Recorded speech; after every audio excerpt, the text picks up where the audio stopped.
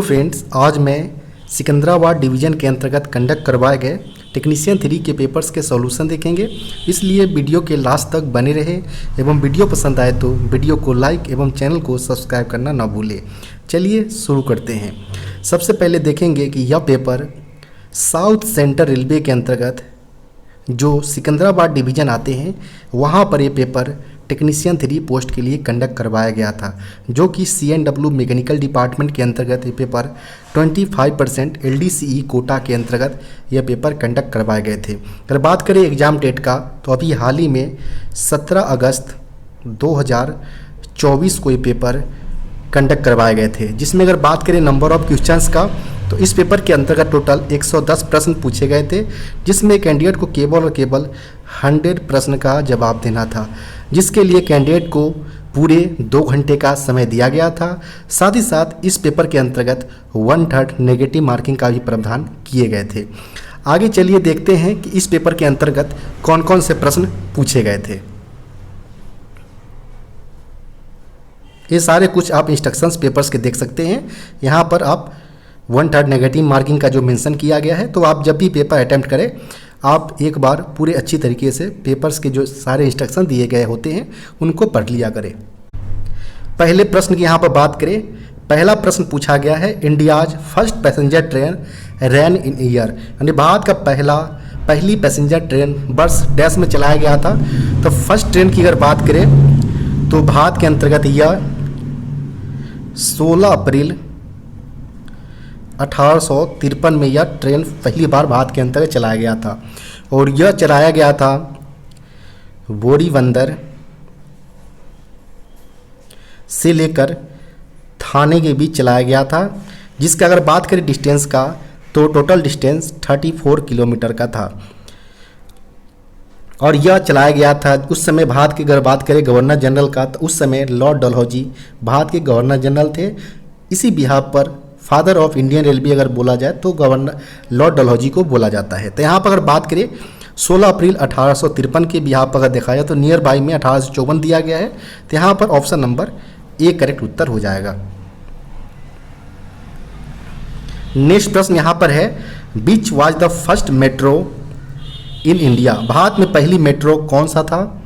तो भारत में अगर बात करें पहली मेट्रो ट्रेन का तो यह कोलकाता के अंतर्गत चलाया गया था। तो यहाँ पर बात करें ऑप्शन नंबर का तो ऑप्शन नंबर यहाँ पर डी करेक्ट उत्तर हो जाएगा। और यह चलाया गया था 24 अक्टूबर 1984 को। यह पहली बार कोलकाता के जो शहर है एस्प्लेनेड और भवानीपुर, जिसे अभी करंट में नेताजी भवन स्टेशन के नाम से कर दिया गया है, इन दोनों स्टेशनों के बीच पहली बार यह कोलकाता मेट्रो के अंतर्गत ट्रेन को रन किए गए थे, मेट्रो ट्रेन को, जिसकी अगर बात करें डिस्टेंसेस का और 3.4 किलोमीटर्स यह डिस्टेंस को कवर किए थे, जिसमें टोटल 5 स्टेशंस को यहाँ पर इंक्लूड किया गया था उस समय जब पहली बार चलाया गया था। नेक्स्ट प्रश्न यहाँ पर पूछा गया है who is the present railway minister of India, यानी भारत के वर्तमान में जो रेल मंत्री है वो कौन है। तो श्री अश्वनी वैष्णव यहाँ पर करंट में यहाँ पर रेलवे मिनिस्टर है। तो यहाँ पर ऑप्शन नंबर बी करेक्ट उत्तर हो जाएगा।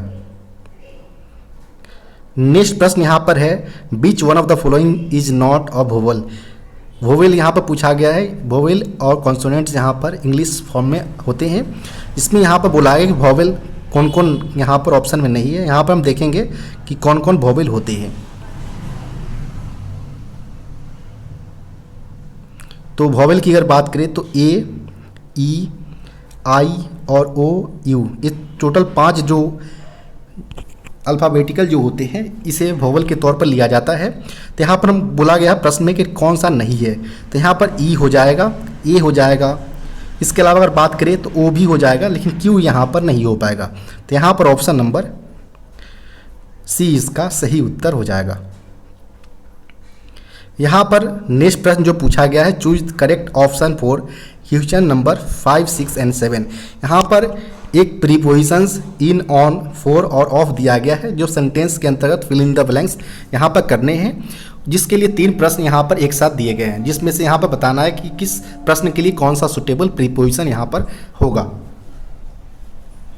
तो यहाँ पर बात करें जो 5वें नंबर प्रश्न जो है, book is put dash the table, यानी जो बुक है वह टेबल के ऊपर रखा हुआ है। जैसे ही आप कोई ऑब्जेक्ट है इसके ऊपर कोई दूसरा ऑब्जेक्ट रखने की यहाँ पर बात किया जाए तो उस केस में यहाँ पर पुट ऑन यहाँ पर प्रयोग किया जाता है। पुट ऑन यानी book is put on the table, यानी पुस्तक मेज पर रख दिया गया है। तो यहाँ पर जो 5 नंबर के लिए जो सही प्रीपोजिशन होगा वह ऑन हो जाएगा, और इसके लिए जो सही करेक्ट होगा वह बी इसका सही उत्तर हो जाएगा। 5 नंबर प्रश्न के लिए करेक्ट उत्तर।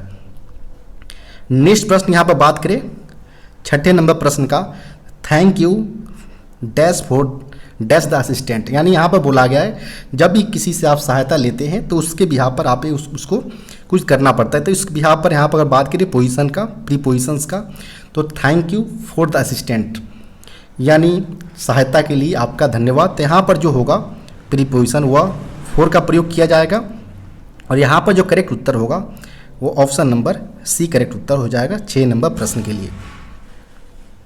नेक्स्ट प्रश्न यहाँ पर बात करें तो he is tired dash their complaints, यानी वह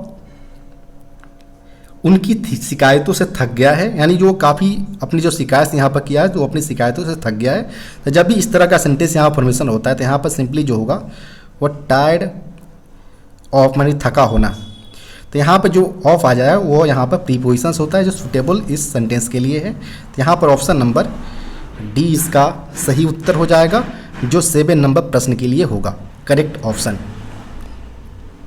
नेक्स्ट प्रश्न यहाँ पर है 0.003 मल्टीप्लाई बाई 0.02।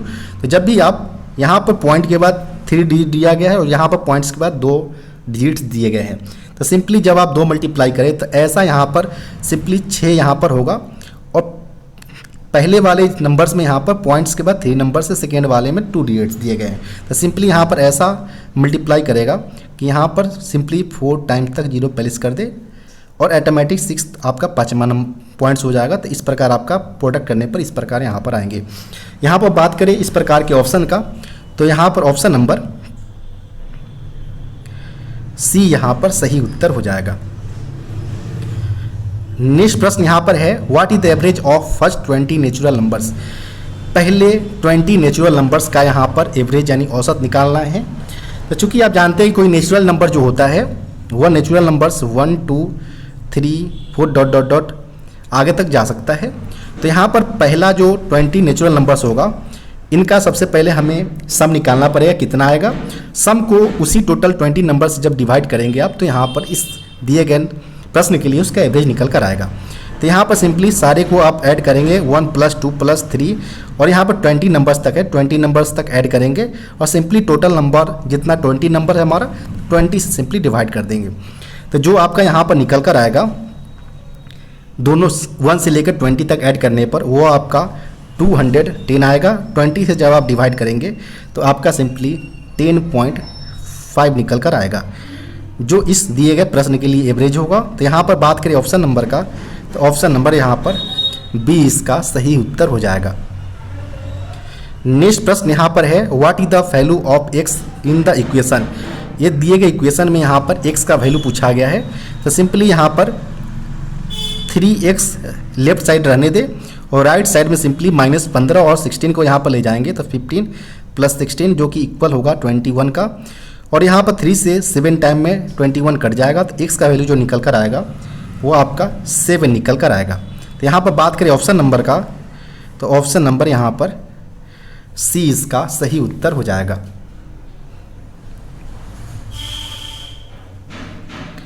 नेक्स्ट यहाँ प्रश्न की अगर बात करें, जो नेक्स्ट प्रश्न पूछे गए हैं what is the rate of discount if a car which price was 14,000 was sold for 32,000, यानी यहाँ पर बोला गया कि कोई एक कार है जिसका कीमत 40,000 रुपये थी, 32,000 रुपये में उसको बेच दिया गया, तो उसमें डिस्काउंट परसेंटेज कितना होगा। तो सिंपली जो अगर बात करें नॉर्मल जो इनिशियली जो प्राइस था किसी कार का वो 40,000 था, सोल्ड किया गया है 32,000 पर।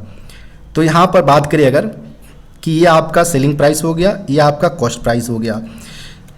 जब यहाँ पर अगर बात करें कि डिस्काउंट का, तो यहाँ पर आप देख पा रहे हैं कि 8,000 का यहाँ पर लॉसेज हो रहे हैं। तो सिंपली 8,000 से कॉस्ट प्राइस जो है आपका वो आपका 40,000 है, और यहाँ पर सिंपली 100 हो जाएगा। जब आप परसेंटेज निकालने की जाएंगे तो 100 से मल्टीप्लाई करना पड़ता है।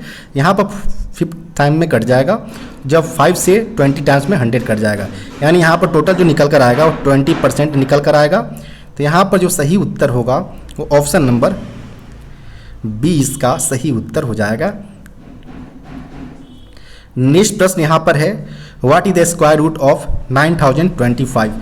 9025 का जो स्क्वायर रूट होगा, यह सिंपली 95 का 2 टाइम, जो 2 बार आप 95 का मल्टीप्लाई करेंगे तो यहाँ पर यहाँ पर आपका निकल कर आएगा 95, यानी 95 का होल स्क्वायर 9025 निकल कर आएगा। तो यहाँ पर बात करें ऑप्शन नंबर का, तो ऑप्शन नंबर यहाँ पर बी इसका सही उत्तर हो जाएगा। नेक्स्ट प्रश्न यहाँ पर है, which of the following is not a property of metals. निम्नलिखित में से कौन सा प्रॉपर्टी मेटल्स का, यानी किसी कोई धातु का एक गुण नहीं है। यहाँ पर तो कोई भी मेटल्स जो होते हैं उनमें कुछ फिजिकल प्रॉपर्टी देखने को मिलता है, चाहे वो आप डक्टिलिटी हो, जिसे तन्यता बोलते हैं। डक्टिलिटी का मतलब ये होता है कि कोई मेटल है जिसे हम पीट कर वायर के फॉर्म में हम ट्रांसफॉर्म कर सकते हैं। मेलिएबिलिटी यानी आघात भरणीयता जो होता है, जिसमें कोई मेटल्स को हम सिंपली हैमरिंग करके हम किसी सीट्स या फिल्म्स के फॉर्म में हम विड्रॉ करते हैं। इसके अलावा इसमें कुछ अलग लस्ट्रस यानी शाइनी इसमें देखा जा सकता है मेटल्स में। इसके अलावा इसमें मेल्टिंग पॉइंट्स या बॉइलिंग पॉइंट्स की अगर बात करें तो वो काफ़ी हाई होते हैं। साथ ही साथ जब मेटल्स की अगर बात करें तो यह कंडक्टर्स के बिहाफ पर गुड्स होते हैं, और इलेक्ट्रिसिटी या हीट के बिहाफ पर देखा जाता है, या फाइनली गुड कंडक्टर के तौर पर इसे लिया जाता है। यहाँ पर हम देखेंगे कि कौन सा प्रॉपर्टी मेटल्स का नहीं है। तो डक्टिलिटी यहाँ पर होता है, जिसमें वायु के फॉर्म में हम कन्वर्ट करते हैं। मेलिएबिलिटी की सीट्स या फिल्म में हम कन्वर्ट करते हैं किसी मेटल्स को। लस्ट्रस एक फिजिकल इसका शाइनी होता है यहाँ पर। जबकि बीटल की अगर बात करें भंगुरता का, तो यह किसी प्रकार का यहाँ पर मेटल के अंतर्गत यहाँ पर प्रॉपर्टी नहीं पाया जाता है। यहाँ पर ऑप्शन नंबर ए इसका सही उत्तर हो जाएगा। नेक्स्ट प्रश्न यहाँ पर है, which one of the following is not a gas in normal condition. निम्नलिखित में से कौन सा एक नॉर्मल कंडीशन में गैस फॉर्म में नहीं होता है। कार्बन डाइऑक्साइड यहाँ पर गैस फॉर्म में होता है। मरकरी की अगर बात करें, जिसे हम केमिकल फॉर्म में अगर बात करें, केमिकल नेम में Hg से डिनोट करते हैं, पारा से। यह मेनली रूम टेम्परेचर पर यह एक मेटल है, और यह रूम टेम्परेचर पर सिंपली लिक्विड फॉर्म में होता है। तो यहाँ पर पूछा गया है कि कौन सा गैस फॉर्म में नॉर्मल कंडीशन में नहीं होता है। तो यहाँ पर मरकरी इसका सही एग्जाम्पल होगा, जो प्रॉपर गैस फॉर्म में नहीं पाया जाता है। यहाँ पर ऑप्शन नंबर ए इसका सही उत्तर हो जाएगा। यह मेटल है। अगर आपसे नॉन मेटल के बिहाफ पर पूछा जाता है कौन सा लिक्विड फॉर्म में पाया जाता है, तो ब्रोमीन इसका सही उत्तर होता है। मेटल के केस में मरकरी यानी Hg सही एग्जाम्पल है, जो दिए गए प्रश्न के लिए सुटेबल है। नेक्स्ट प्रश्न यहाँ पर है, weight of wagon is 22.4 tons, the load shared by each wheel is dash. कोई वैगन है जिसका वजन टोटल वेट जो है ग्रॉस वेट वो 22.4 टन है। प्रत्येक पहिए द्वारा साझा किए गए भार कितना होगा। तो चूंकि आप जानते हैं कि कोई हम एक्सल लोड किसी वैगन का निकालना पड़ता है, तो सिंपली आप ग्रॉस वेट, जिसे अगर बात करें तो पे लोड प्लस टियर वेट का समेशन होता है, और नंबर ऑफ एक्सल से आप यहाँ पर डिवाइड करके सिंपली आप एक्सल लोड निकाल लेते हैं। चूंकि ये एक्सल लोड आता है वह प्रत्येक एक्सल के लिए जिस पर 2 पहिए लगे होते हैं। तो यहाँ पर जो ग्रॉस वेट दिया गया है वह 22.4 टन दिया गया है। नंबर ऑफ एक्सल 4 है। किसी वैगन में नॉर्मली 4 होते हैं भी, करंट में जो वैगन्स है। और इसमें अगर बात करें कि टोटल पहिए के हिसाब से पूछा गया, तो टोटल प्रत्येक एक्सल पर 2 पहिए होते हैं, तो 2 से मल्टीप्लाई यहाँ पर कर दे। तो यहाँ पर जो आपका निकल कर आएगा, यहाँ पर डिवाइड करने के बाद वह सिंपली आएगा 2.8 टन। 2.8 टन जो कि प्रत्येक व्हील द्वारा शेयर किए गए यहाँ पर लोड होगा। तो यहाँ पर बात करें ऑप्शन नंबर का, तो ऑप्शन नंबर यहाँ पर डी इसका सही उत्तर हो जाएगा। नेक्स्ट प्रश्न यहाँ पर है dash is not unit of length. निम्नलिखित में से कौन सा लंबाई का इकाई नहीं है, नॉट यूनिट ऑफ लेंथ। तो सबसे पहले आप जान लें कि लेंथ का यूनिट्स कौन कौन सा होता है। तो यहाँ पर मिलीमीटर्स लेंथ का यूनिट्स है। इसके अलावा अगर बात करें तो माइल, एक माइल्स में अप्रॉक्स अगर बात करें तो 1.609 किलोमीटर्स लिया जाता है। तो ये भी एक लेंथ का यूनिट्स में आ जाएगा। इसके अलावा अगर बात करें फुट का, तो ये भी एक लेंथ का यूनिट्स होता है। एक फुट की अगर बात करें तो यह सिंपली 30.48 सेंटीमीटर्स में लिया जाता है। तो यहाँ पर पूछा गया था कौन सा लेंथ का यूनिट नहीं है, तो यहाँ पर टन हो जाएगा इसका सही उत्तर। टन जो होता है वह मेनली वेट का यूनिट होता है, भार का। नेक्स्ट प्रश्न जो पूछा गया है, एक ton equal to dash grams. एक टन की अगर बात करें तो इसमें सिंपली जो होता है वो थाउजेंड्स केजी होता है। और आप जानते हैं कि एक केजी में 1000 ग्राम होता है, एक केजी में 1000 ग्राम होते हैं। तो इस प्रकार आपका जो निकल कर आएगा एक टन इक्वल टू वो आपका 1000 मल्टीप्लाई बाई 1000 ग्राम, यानी एक के बाद आपका 6 टाइम 0 आएगा। तो यहाँ पर जो होगा 1 2 3 और 3, यहाँ पर इतना ग्राम आपका यहाँ पर एक टन के इक्वल होगा। तो यहाँ पर जो सही उत्तर होगा वो ऑप्शन नंबर डी इसका सही उत्तर हो जाएगा। एक टन इक्वल टू 10 के पावर्स यहाँ पर 6 टाइम्स हो जाएगा, ग्राम्स के इक्वल होगा।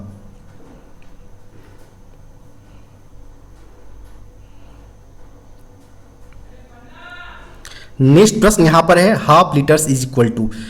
हाफ लीटर्स यानी 1 लीटर की अगर बात करें तो इसमें 1000 मिलीलीटर होता है। तो सिंपली हाफ में यहाँ पर 500 मिलीलीटर यहाँ पर हो जाएगा। ऑप्शन नंबर की अगर बात करें तो यहाँ पर ऑप्शन नंबर बी करेक्ट उत्तर हो जाएगा। नेक्स्ट प्रश्न की यहाँ पर बात करें, जो नेक्स्ट प्रश्न पूछे गए vernier calliper is related to. Vernier calliper किससे संबंधित है? तो वर्नियर कैलिपर का प्रयोग अगर बात करें तो जो कोई ऑब्जेक्ट होता है इसके चाहे इनर या आउटर डायमीटर हो, इनके डायमेंशंस को मेजर करने के लिए हम वर्नियर कैलिपर का प्रयोग करते हैं। इन केस में अगर बात करें हम वर्नियर कैलिपर का जो लिस्ट काउंट होता है वह 0.1 mm इसका लिस्ट काउंट के तौर पर लिया जाता है। तो यहाँ पर बोला गया है कि जो वर्नियर कैलिपर किससे संबंधित है, यह मेनली लेंथ से संबंधित, किसी भी ऑब्जेक्ट का लेंथ डायमेंशन मेजर करता है, यह मेनली लेंथ से संबंधित है, लंबाई से। यहाँ पर ऑप्शन नंबर ए इसका सही उत्तर हो जाएगा।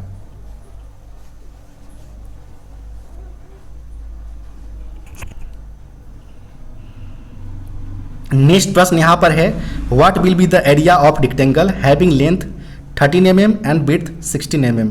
कोई एक यहाँ पर रेक्टेंगल है, आयत है, रेक्टेंगुलर शेप में है, जिसमें अगर बोला गया यहाँ पर विड्थ इसका 16 mm है और लेंथ इसका 13 mm है। तो इस केस में बोला गया इसका एरिया पूछा गया। चूंकि आप एरिया जानते हैं रेक्टेंगल का सिंपली लेंथ इंटू ब्रेथ होता है, लंबाई इंटू चौड़ाई। तो सिंपली 13 मल्टीप्लाई बाई 16 यहाँ पर करेंगे आप, तो आपका जो निकल कर आएगा वो आपका 208 mm² यहाँ पर निकल कर आएगा, जो कि ऑप्शन नंबर की अगर बात करें तो ऑप्शन नंबर यहाँ पर बी में दिया गया है। तो यहाँ पर ऑप्शन नंबर बी इसका सही उत्तर हो जाएगा। नेक्स्ट प्रश्न यहाँ पर है what would be the first aid required in case of a deep wound while working. काम करते समय जब कोई डीप वाउंड हो, गहरा घाव होने पर जो फर्स्ट एड रिक्वायर्ड होगा क्या होगा? तो जब भी कोई काम करते समय आपको कोई ऐसा दुर्घटना होता है जिससे गहरे घाव यहाँ पर आ जाए, तो इस केस में सबसे पहले यह जो यहाँ पर चोट लगता है, तो सबसे पहले जो हमें फर्स्ट एड की रिक्वायरमेंट होता है कि जो हमारा कोई ब्लडिंग हो रही है तो उसको बंद करने की रिक्वायरमेंट होता है। इसके बाद ही कोई सेकेंड स्टेप यहाँ पर लेना पड़ता है। तो यहाँ पर बोला गया था फर्स्ट एड रिक्वायर्ड, तो सिंपली स्टॉप ब्लीडिंग यहाँ पर पहला यहाँ पर स्टेप होगा जब कोई वाउंड डीप वाउंड की यहाँ पर सिनेरियो क्रिएट होता है। तो यहाँ पर ऑप्शन नंबर सी इसका सही उत्तर हो जाएगा। नेक्स्ट प्रश्न यहाँ पर है, while giving first aid on burn area dash is the best for cooling. जब भी कोई बर्न एरिया हो, जला हुआ जगह पर फर्स्ट एड यहाँ पर देने की रिक्वायरमेंट होता है, तो उस समय बेस्ट यहाँ पर कूलिंग क्या हो सकता है। तो जो अगर कोई बर्न एरिया है, इसमें अगर आपको फर्स्ट एड देना हो तो सबसे पहले जो टैप वाटर होता है, टैप वाटर मीन्स जो नल का जो रनिंग वाटर्स होते हैं, उनके बिहार पर आप अप्रॉक्स 10 मीटर तक यहाँ पर मिनट तक दे सकते हैं। ध्यान रखें, कोल्ड यहाँ पर नहीं होना चाहिए, कोल्ड वाटर नहीं होना चाहिए। नॉर्मल वाटर्स रनिंग वाटर के बिहार पर यहाँ पर लिया जाना चाहिए। उसको बर्न एरिया पर यहाँ पर 10 मिनट तक अप्रॉक्स लिया जाना चाहिए। तो यहाँ पर बात करें ऑप्शन नंबर का कि कौन सा यहाँ पर बेस्ट फॉर कूलिंग होगा, तो इसमें टैप वाटर इसका सही उत्तर हो जाएगा, ऑप्शन नंबर सी। नेक्स्ट प्रश्न यहाँ पर है, which one of the following is use to extinguish fire. निम्नलिखित में से किसका उपयोग आग बुझाने के लिए किया जाता है। तो आग बुझाने के लिए अगर वाटर की अगर बात करें तो वाटर का ही प्रयोग नॉर्मली जो वाटर जो पेपर्स वगैरह से जो आग लगते हैं क्लोथ्स वगैरह का, उसमें आप वाटर का प्रयोग कर सकते हैं।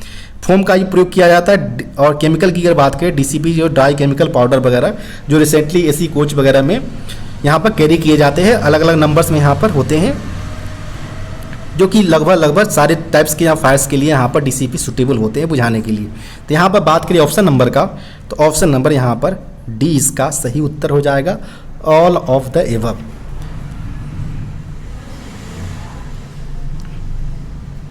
नेक्स्ट प्रश्न यहाँ पर है, what is the cause of electric fire. Electric fire का क्या कारण हो सकता है। तो इलेक्ट्रिक फायर्स लगने का मेन अगर बात करें तो फॉल्ट वायरिंग देखा जा सकता है, या लूज कनेक्शंस हो, या शॉर्ट सर्किट हो, या ओवरलोड्स ऑफ वायर्स के ऊपर अगर कोई ओवरलोड्स यहाँ पर आता है तो उस केस में भी यहाँ पर फायर्स का कॉज बन सकते हैं। तो यहाँ पर बात करें ऑप्शन नंबर का, तो यहाँ पर शॉर्ट सर्किट दिया हुआ है जो कि करेक्ट कॉज है, लूज कनेक्शंस और overload on wires. Option number D यहाँ पर all of the above correct उत्तर हो जाएगा।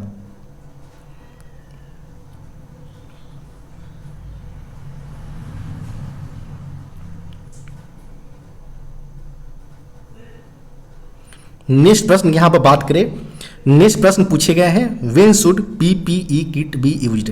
पीपीई किट का उपयोग कब किया जाना चाहिए। तो पीपीई किट्स की अगर बात करें तो पीपीई किट जो होता है वह मेनली पर्सनल प्रोटेक्टिव इक्विपमेंट होता है। यानी जब भी आप कोई काम इस प्रकार का जो काफ़ी हैजार्डस हो, खतरनाक हो, तो उस केस में आप ये पीपीई किट्स पहनने की रिक्वायरमेंट होता है, ताकि आप उस खतरनाक सिचुएशन जो है वर्किंग को आसानी पूर्वक कर सकें।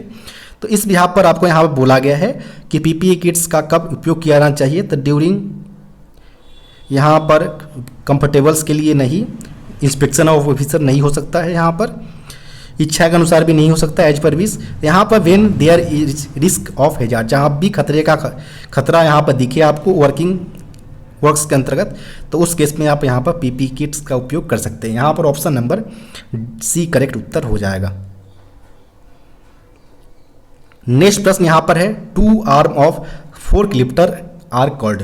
जो फोर्क लिफ्टर्स आप देखते होंगे जो यार्ड्स वगैरह में, चाहे जहाँ पर वर्कशॉप वगैरह में आप किसी ऑब्जेक्ट को एक प्लेस से दूसरे प्लेस तक यहाँ पर मूवमेंट करने के लिए यूज में लिया जाता है। यहाँ पर जब बात करें फोर्क लिफ्टर का, तो इसमें सिंपली दो पहिए लगे होते हैं यहाँ पर आपका, और यहाँ पर चेयर होते हैं।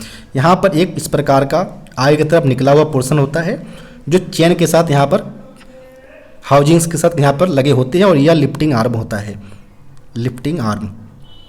तो यहाँ पर बोला है कि जो लिफ्टिंग टू आर्म्स होते हैं, इसे सिंपली किस फॉर्म में जाना जाता है। तो इसे सिंपली अगर बात करें, इसे बोला जाता है फोर्क।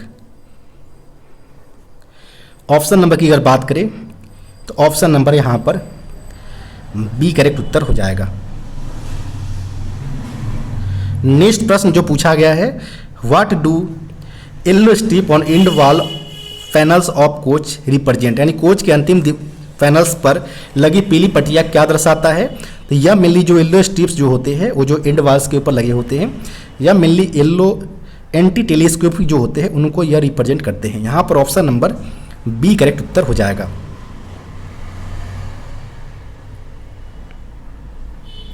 नेक्स्ट प्रश्न जो पूछे गए हैं, auxiliary relief medical equipment code as, यानी जो यहाँ पर ऑक्सिलरी रिलीफ मेडिकल इक्विपमेंट नहीं होना चाहिए, यहाँ पर एक्सीडेंट मेडिकल रिलीफ यहाँ पर इक्विपमेंट होना चाहिए, एक्सीडेंट, जिसे हम ARME शॉर्ट फॉर्म में बोलते हैं। यहाँ पर ऑप्शन नंबर डी करेक्ट उत्तर होगा। नेक्स्ट प्रश्न यहाँ पर है, the standard wheel gauge of passenger broad gauge coaching stock gauge, जो passenger broad gauge coaching stock के केस में जो स्टैंडर्ड व्हील गेज होगा वो कितना होगा। तो व्हील गेज की अगर बात करें तो एक ही एक्सल पर जो दो चक्कू होते हैं, इनके व्हील के फ्लैंजेज के बीच की जो डिस्टेंसेज होते हैं, इनको व्हील गेज बोला जाता है। और इसकी अगर बात करें स्टैंडर्ड व्हील गेज का, तो यह स्टैंडर्ड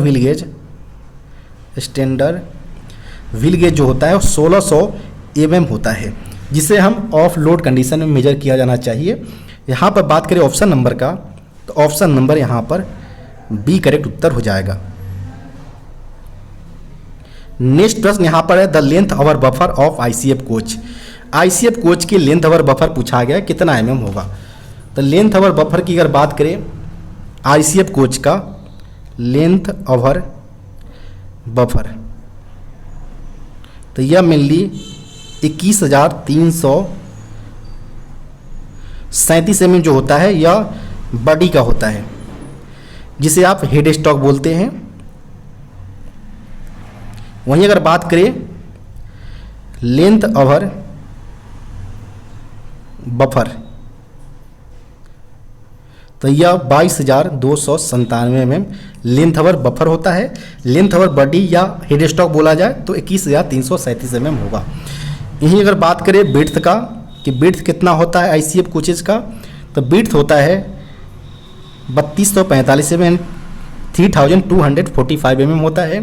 वहीं अगर बात करें हाइट का, तो इसका हाइट होता है ICF कोचेज का 4025 mm इसका हाइट होता है। यहाँ पर पूछा गया था लेंथ अवर बफर्स, तो 22,297 mm, option number A correct उत्तर हो जाएगा। नेक्स्ट प्रश्न यहाँ पर है, in ICF coaches the body weight is transfer to the trolley through, यानी ICF कोचेज के अंतर्गत जो बॉडी वेट जो ट्रांसफर होते हैं ट्रॉली के ऊपर, वह मेनली साइड ब्रेकर के माध्यम से होते हैं। यहाँ पर ऑप्शन नंबर बी करेक्ट उत्तर हो जाएगा। नेक्स्ट प्रश्न यहाँ पर बात करें, full form of FRP in coach is, FRP का फुल फॉर्म पूछा गया है। तो FRP का फुल फॉर्म होता है फाइबर रेनफोर्स्ड प्लास्टिक। यहाँ पर ऑप्शन नंबर डी इसका सही उत्तर हो जाएगा। नेक्स्ट प्रश्न यहाँ पर है, the expanded name of PEAV का यहाँ पर एक्सटेंडेड नेम पूछा गया है, तो जो कि होता है पैसेंजर इमरजेंसी अलार्म वाल्व होता है। यहाँ पर बात करें ऑप्शन नंबर का, तो ऑप्शन नंबर यहाँ पर सी करेक्ट उत्तर हो जाएगा। इसकी अगर बात करें चोक डाया का, तो LHB के केस में इसका चोक डाया जो होता है 19 mm होता है, और ICF के केस में यह 8 mm इसका चोक डाया होता है। नेक्स्ट प्रश्न यहाँ पर है, periodicity of IOH of ICF coaches, ICF coaches का इंटरमीडिएट ओवरहॉलिंग का आवधिकता पूछा गया है, जो कि यहाँ पर दो केस में यहाँ पर हम देखेंगे। अगर कोई न्यूली बिल्ड या डिपार्टमेंटल वाले कोचेज अगर होते हैं, तो इनका IOH जो होता है वो 12 मंथ्स में कराया जाता है। वहीं ओल्ड हो या नॉर्मली अगर आपसे पूछा जाता है, तो उस केस में 9 मंथ में इंटरमीडिएट ओवरहॉलिंग ICF कोचेज का कराया जाता है। यहाँ पर अगर बात करें ऑप्शन नंबर का, तो यहाँ पर ऑप्शन नंबर सी 9 मंथ इसका करेक्ट उत्तर हो जाएगा।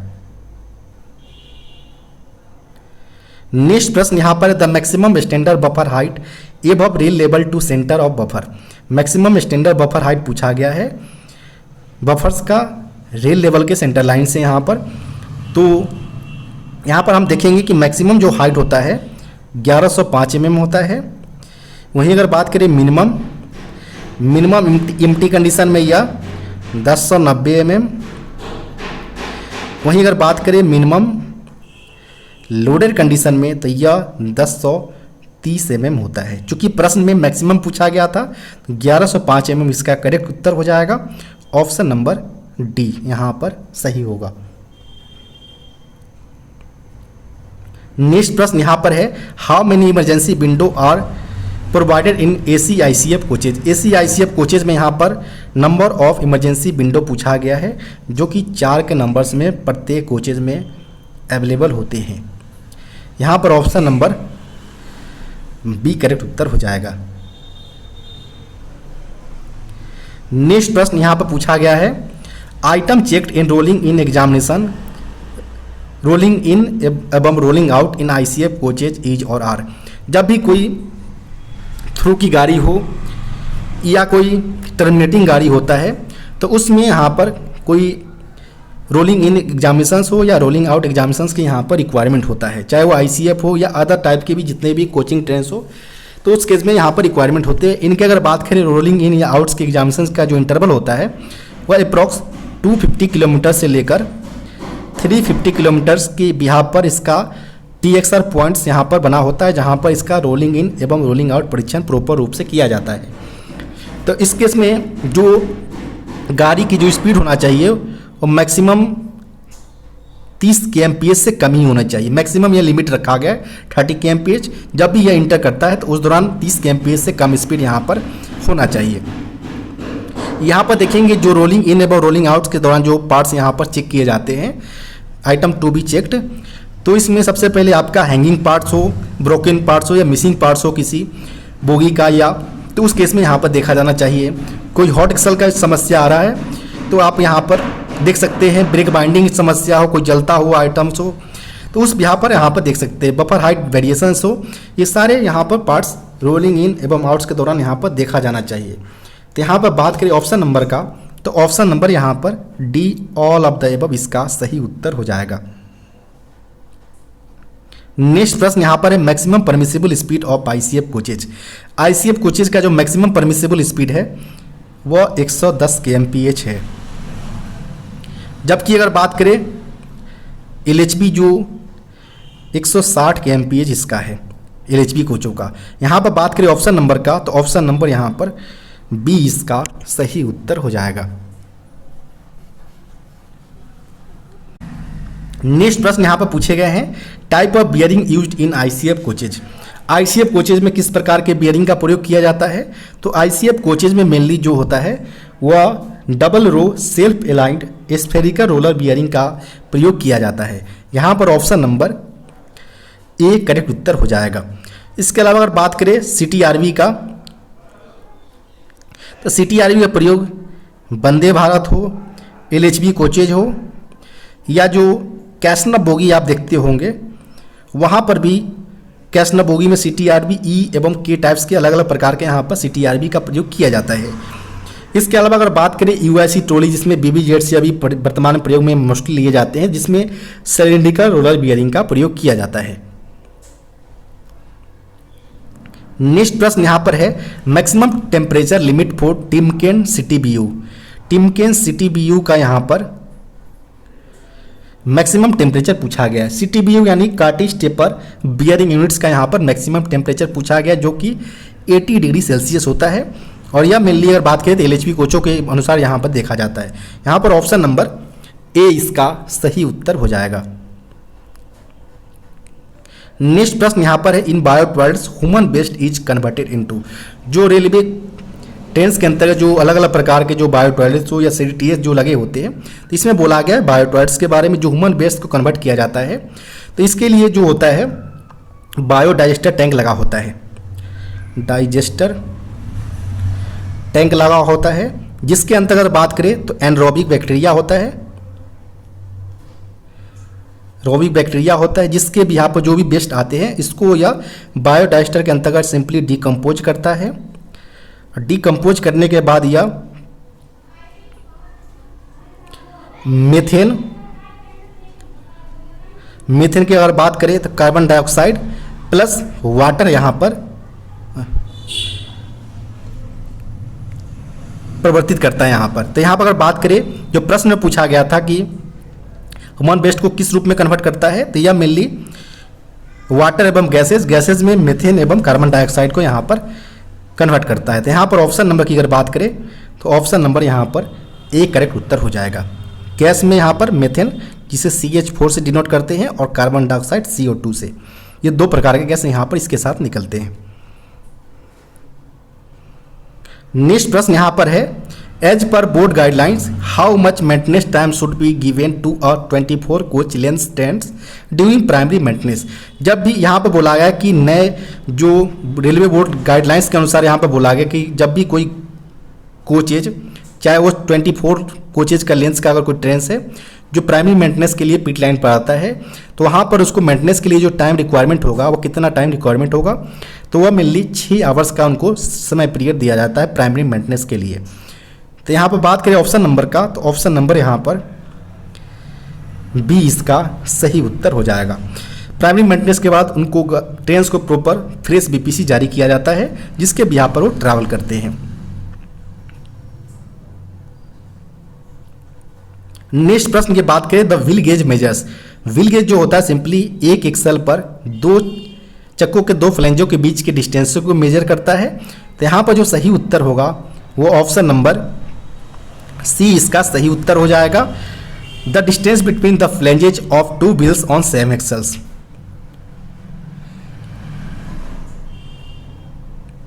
नेक्स्ट प्रश्न यहां पर है, soft schedule 2 of LHB coach is done after dash. जो LHB कोचों का जो सॉफ्ट शेड्यूल 2 होता है जिसे POH1 के नाम से भी जानते हैं, या कितने अंतराल पर किया जाता है वो यहाँ पर पूछा गया है। तो सॉफ्ट शेड्यूल 2 की अगर बात करें तो यह मेनली 3 ईयर्स या 12 लाख किलोमीटर्स जो भी पहले हो उस बिहार पर इसका सॉफ्ट शेड्यूल 2 किया जाता है। यहाँ पर बात करें ऑप्शन नंबर का, तो ऑप्शन नंबर यहाँ पर सी इसका सही उत्तर हो जाएगा।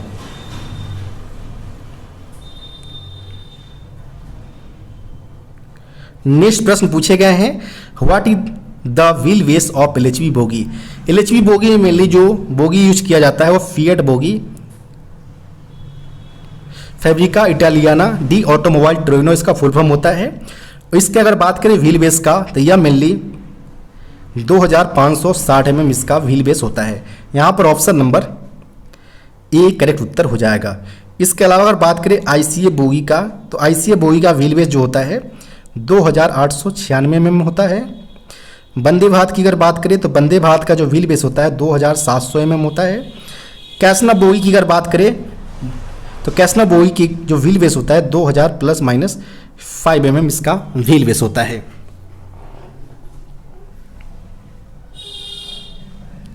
नेक्स्ट प्रश्न यहाँ पर है, the fire extinguisher used in AC LHB coach is dash types.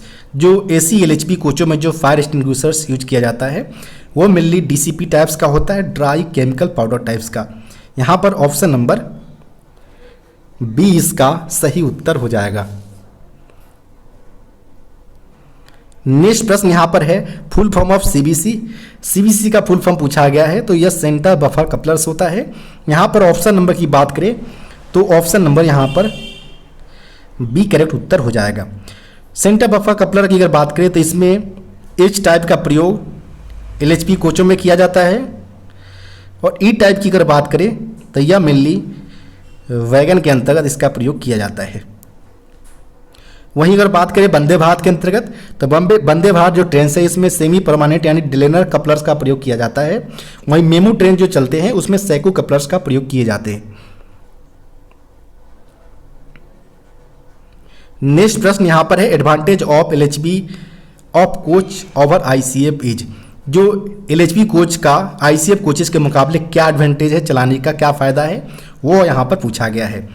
तो यहाँ पर अगर बात करें तो LHB कोचों में जो WSP डिवाइस हो, जो इसके अलावा भी फीवा जो होते हैं जिनमें काफ़ी लेसर मेंटेनेंस की रिक्वायरमेंट होती है और राइडर इंडेक्स के मुकाबले ICF कोचों से काफ़ी बेहतरीन होते हैं। इसके अलावा अगर बात करें तो LHB कोचों में जो होता है वो H टाइप का tight lock centre buffer coupler का प्रयोग किया जाता है, जो कि एक्सीडेंट के दौरान एक दूसरे के ऊपर कोचेज नहीं चढ़ पाते, जो कि यहाँ पर ICF कोचों में नहीं देखने को मिलता है। तो यह भी एक एडवांटेज है जो कि ICF से ज़्यादा यहाँ पर LHB में होते हैं। तो यहाँ पर जो पूछा गया था ऑप्शन देखे तो एंटी क्लाइंग फीचर्स हो या लेसर मेंटेनेंस हो, दोनों यहाँ पर देखने को मिलता है। तो यहाँ पर option number C both A and B इसका सही उत्तर हो जाएगा। नेक्स्ट प्रश्न यहाँ पर है type of bearing is used on LHB. LHB का यहाँ पर किस प्रकार के बियरिंग, तो यहाँ पर आप CTRB करेक्ट उत्तर हो जाएगा, ऑप्शन नंबर बी। नेक्स्ट प्रश्न यहाँ पर है full form of Fever. Fever का फुल फॉर्म पूछा गया, तो फीवा का फुल फॉर्म होता है फेलियर इंडिकेशन कम ब्रेक एप्लीकेशन डिवाइस होता है। यानी जैसे ही एयर स्प्रिंग में किसी प्रकार का फेलियर्स या एयर स्प्रिंग अगर ब्रस्ट करता है तो उस केस में जो कोचेज में लगे जो फीवा डिवाइस होते हैं वो एक्टिवेट हो जाता है और उसमें लगे इंडिकेटर जो होते हैं फीवा इंडिकेटर वो ग्रीन से रेड कंडीशन में कन्वर्ट हो जाता है और फीवा डिवाइस में लगे जो चोक्स होते हैं एग्जॉस्ट वहाँ से प्रेशर ब्रेक पाइप का ड्रॉप होने लगते हैं, पूरी गाड़ी में यहाँ पर ब्रेक लग जाते हैं। तो इस प्रकार यह फंक्शन करता है फीवा डिवाइस, जिसमें अगर कोई किसी प्रकार का अगर सॉर्ट आउट नहीं किया जाता है तो उस केस में फीवा को रीसेट करने के बाद 60 kmph तक आए के लिए अलाउ किया जाता है जब एयर बिल्लो में किसी प्रकार की समस्या देखने को मिलता है। तो यहाँ पर बात करें ऑप्शन नंबर का, तो failure indication and brake application option number A correct उत्तर होगा। नेक्स्ट प्रश्न यहाँ पर है end valve of LHB coach are manufacture from. जो कोचेज का एलएचबी कोचों का जो इंड वाल्व हो, इंड वाल्व या साइड वाल्व, यह सारे के सारे जो होते हैं या मेनली फेरेटिक स्टील, जिसे अगर बात करें तो SS409 से डिनोट किया जाता है। इस प्रकार के मटेरियल से साइड वाल्व और इंड वाल्व एलएचबी कोचों का मैन्युफैक्चर किए जाते हैं। यहाँ पर ऑप्शन नंबर की अगर बात करें तो ऑप्शन नंबर जो होगा वो ऑप्शन नंबर यहाँ पर बी करेक्ट उत्तर हो जाएगा। इसके अलावा रूफ सीट एंड थोरोफ्लोर जो होता है वह ऑस्टेनेटिक स्टील्स जिसे SS304 से डिनोट करते हैं, इस प्रकार के मटेरियल से रूफ सीट एवं थोरोफ्लोर्स को बनाया जाता है। अंडर फ्रेम की अगर बात करें तो अंडर फ्रेम बनाने के लिए IRSM 41 जिसे कॉटन स्टील के तौर पर जाना जाता है, इस प्रकार के मटेरियल से यहाँ पर अंडर फ्रेम को बनाया जाता है एलएचबी कोचों का। नेक्स्ट प्रश्न यहाँ पर है wheel slide protection device is used इन। जो व्हील स्लाइड प्रोटेक्शन डिवाइस जिसे शॉर्ट फॉर्म में WSP डिवाइस बोलते हैं या एलएचबी कोचों में यूज में लिया जाता है। यहाँ पर ऑप्शन नंबर ए इसका सही उत्तर हो जाएगा। WSP की अगर बात करें तो इसमें मेनली एक्सल के ऊपर इस प्रकार से छोटे छोटे जो फोनिक व्हील लगे होते हैं जिनमें नंबर ऑफ टीथ की अगर बात करें तो टोटल 80 नंबर्स में टीथ लगे होते हैं। इसके साथ एक प्रोब लगा होता है जिसे स्पीड सेंसर बोलते हैं। इन दोनों के बीच जो गैप होता है वो 0.9 से लेकर 1.4 mm के बीच रखा जाता है, जिसको मेजर करने के लिए समय समय पर फीलर गेज का यहाँ पर यूज किया जाता है, इसको मेजर गैप को मेजर करने के लिए। अगर इसमें जो 3 बोल्ट लगे होते हैं फोनिक व्हील स्टड्स के लिए, जिसका अगर बात करें तो बोल्ट साइज जो होता है वो M8 का प्रयोग किया जाता है। टॉर्क वैल्यू की अगर बात करें तो यहाँ पर 21 न्यूटन मीटर्स यहाँ पर हो सकता है, कहीं कहीं यह 30 न्यूटन मीटर भी दिया रहता है, तो आप यहाँ पर देख सकते हैं। इसके अलावा जो माइक्रो प्रोसेसर लगे होते हैं वह 110 वोल्ट DC पर सप्लाई पर वर्क करते हैं। इसके अलावा अगर बात करें डंप वाल्व तो डंप वाल्व 24 वोल्ट DC पर कार्यरत होते हैं। नेक्स्ट प्रश्न यहाँ पर बात करें thickness of side valve of LHB coaches. LHB कोचों के साइड वाल्व का यहाँ पर थिकनेस पूछा गया, जो कि 2 mm का थिकनेस का यहाँ पर साइड वाल्व का प्रयोग किया जाता है, जिसको बनाने के लिए जो मटेरियल यूज में लिया जाता है वो फेरेटिक स्टील SS409M का प्रयोग किया जाता है। यहाँ पर ऑप्शन नंबर बी करेक्ट उत्तर हो जाएगा। नेक्स्ट प्रश्न यहाँ पर है air suspension system is used in. Air suspension system जो है वो इलेक्ट्रिकल मल्टीपल यूनिट्स यानी EMU जिसे हम MEMU के तौर पर बोलते हैं और एलएचबी कोचेज दोनों में यहाँ पर प्रयोग देखने को मिलता है। यहाँ पर ऑप्शन नंबर सी करेक्ट उत्तर हो जाएगा। नेक्स्ट प्रश्न यहाँ पर है what is the advantage of air suspension system.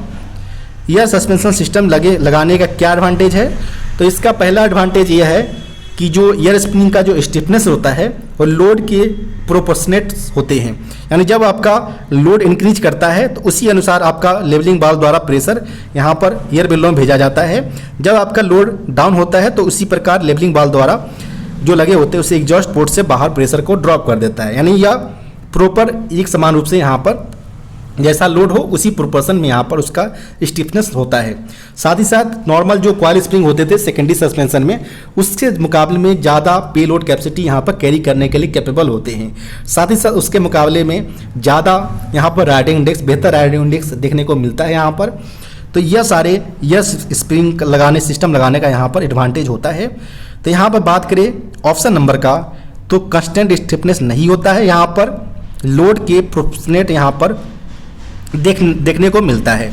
तो यहाँ पर ऑप्शन बी केवल सही उत्तर होगा, more payload capacity, option number B correct उत्तर होगा।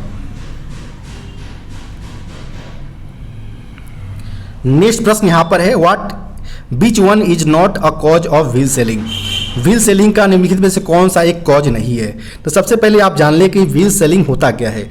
तो जब भी ब्रेक बाइंडिंग की समस्या आता है या जब भी कोई चक्का घसीट के चलता है जाम होने के केस में, तो इस दौरान वहाँ पर व्हील थ्रेड्स के ऊपर एवं रेल लाइन्स के ऊपर घर्षण पैदा होता है, जिससे जो व्हील थ्रेड्स के ऊपर हीट जनरेट होता है और छोटे छोटे पार्टिकल्स में वहाँ पर व्हील थ्रेड्स से कुछ मेटल्स टूटकर बाहर निकलने लगते हैं, जिसको यहाँ पर व्हील सेलिंग का नाम दिया जाता है। और व्हील सेलिंग्स यहाँ पर अगर बात करें तो लेंथ में अगर बात करें तो इसमें 40 mm तक यहाँ पर परमिसिबल होता है। डेप्थ में अगर बात करें तो इसमें 1.5 mm तक यह परमिसिबल होता है व्हील सेलिंग। इससे ऊपर जाने पर इसको आपको अलाउ नहीं कर सकते हैं। अब यहाँ पर पूछा गया था कि कॉज कौन सा नहीं होगा, तो एक्सेसिव ब्रेक एप्लीकेशन करेंगे तो उसमें भी यहाँ पर व्हील सेलिंग देखने को मिल सकता है। साथ ही साथ अगर कोई WSP प्रॉपर रूप से नहीं वर्क कर रहा, माल फंक्शनिंग कर रहा है, जिससे आपका यहाँ पर एक्सल जाम होने की समस्या आ सकता है, जिससे यहाँ पर व्हील सेलिंग हो सकते हैं। साथ ही साथ ब्रेक बाइंडिंग में यहाँ पर कॉज होगा और लेस ब्रेक सिलेंडर प्रेशर, जो कि यहाँ पर कम ब्रेक सिलेंडर प्रेशर होगा। तो चूंकि यहाँ पर एक्सल प्रॉपर फ्री रूप से मूवमेंट करेगा तो यहाँ पर व्हील सेलिंग की समस्या नहीं आ पाएगा। वही यहाँ पर पूछा गया है कौन सा कॉज यहाँ पर नहीं हो सकता है व्हील सेलिंग का, तो लेस ब्रेक सिलेंडर प्रेशर यहाँ पर सही उत्तर होगा, ऑप्शन नंबर सी।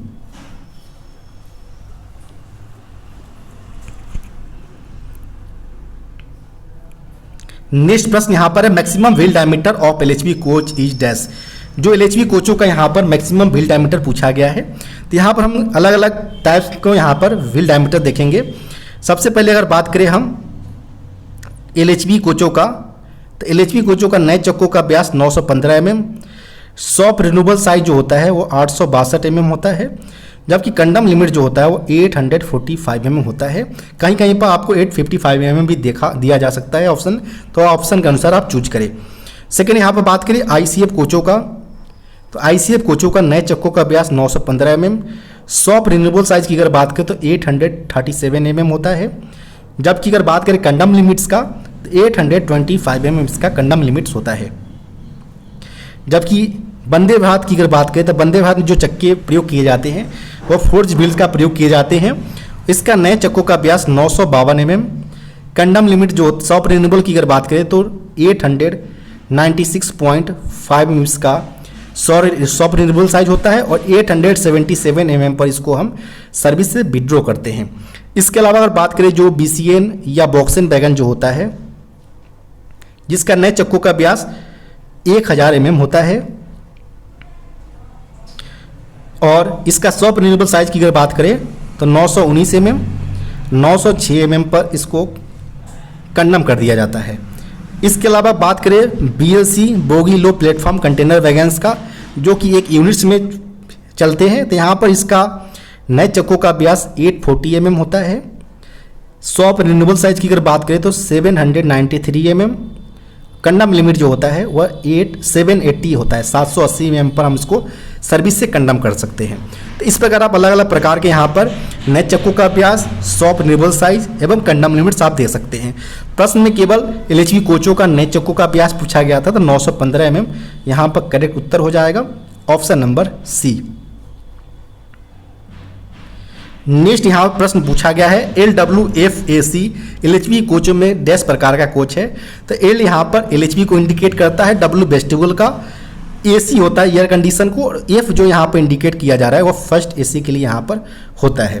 तो इस प्रकार यहाँ पर पूछा गया था कि LWFAC किसके लिए होता है, तो यहाँ पर फर्स्ट AC के लिए यहाँ पर होता है, ऑप्शन नंबर ए यहाँ पर करेक्ट उत्तर हो जाएगा। इसके अलावा आपसे CN जो लगा होता है,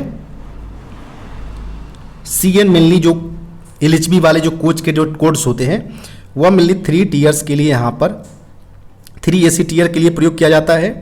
CW की अगर बात करें तो इसमें अगर देखा जाए तो यह मेनली 2 AC टीयर के लिए प्रयोग किया जाता है। वहीं CZ की अगर बात करें तो CZ जो मेनली होता है वह चेयर कार के लिए कोड यूज में लिया जाता है। इसके अलावा LWL RRM का प्रयोग लगेज जनरेटर एवं ब्रेक वाहन के लिए प्रयोग किया जाता है। तो इस प्रकार आप यहाँ पर देख सकते हैं। नेक्स्ट प्रश्न यहाँ पर है gross load of Volkswagen is dash.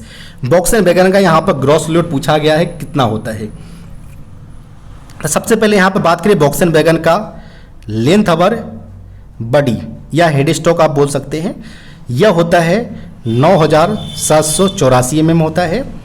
वहीं लेंथ अवर कपलर की अगर बात करें वॉक्सवैगन का तो यह 10,713 mm होता है। तो इस प्रकार आप अलग अलग डायमेंशन को भी साथ साथ याद रखें।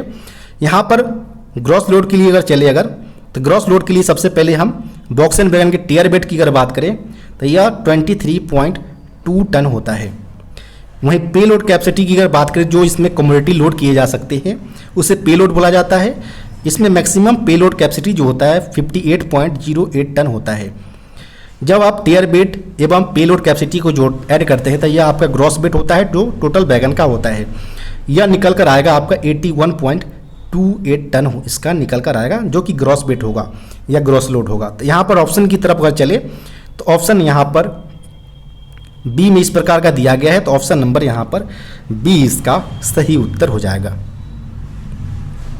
नेक्स्ट प्रश्न यहाँ पर है coal load is transported using dash wagons.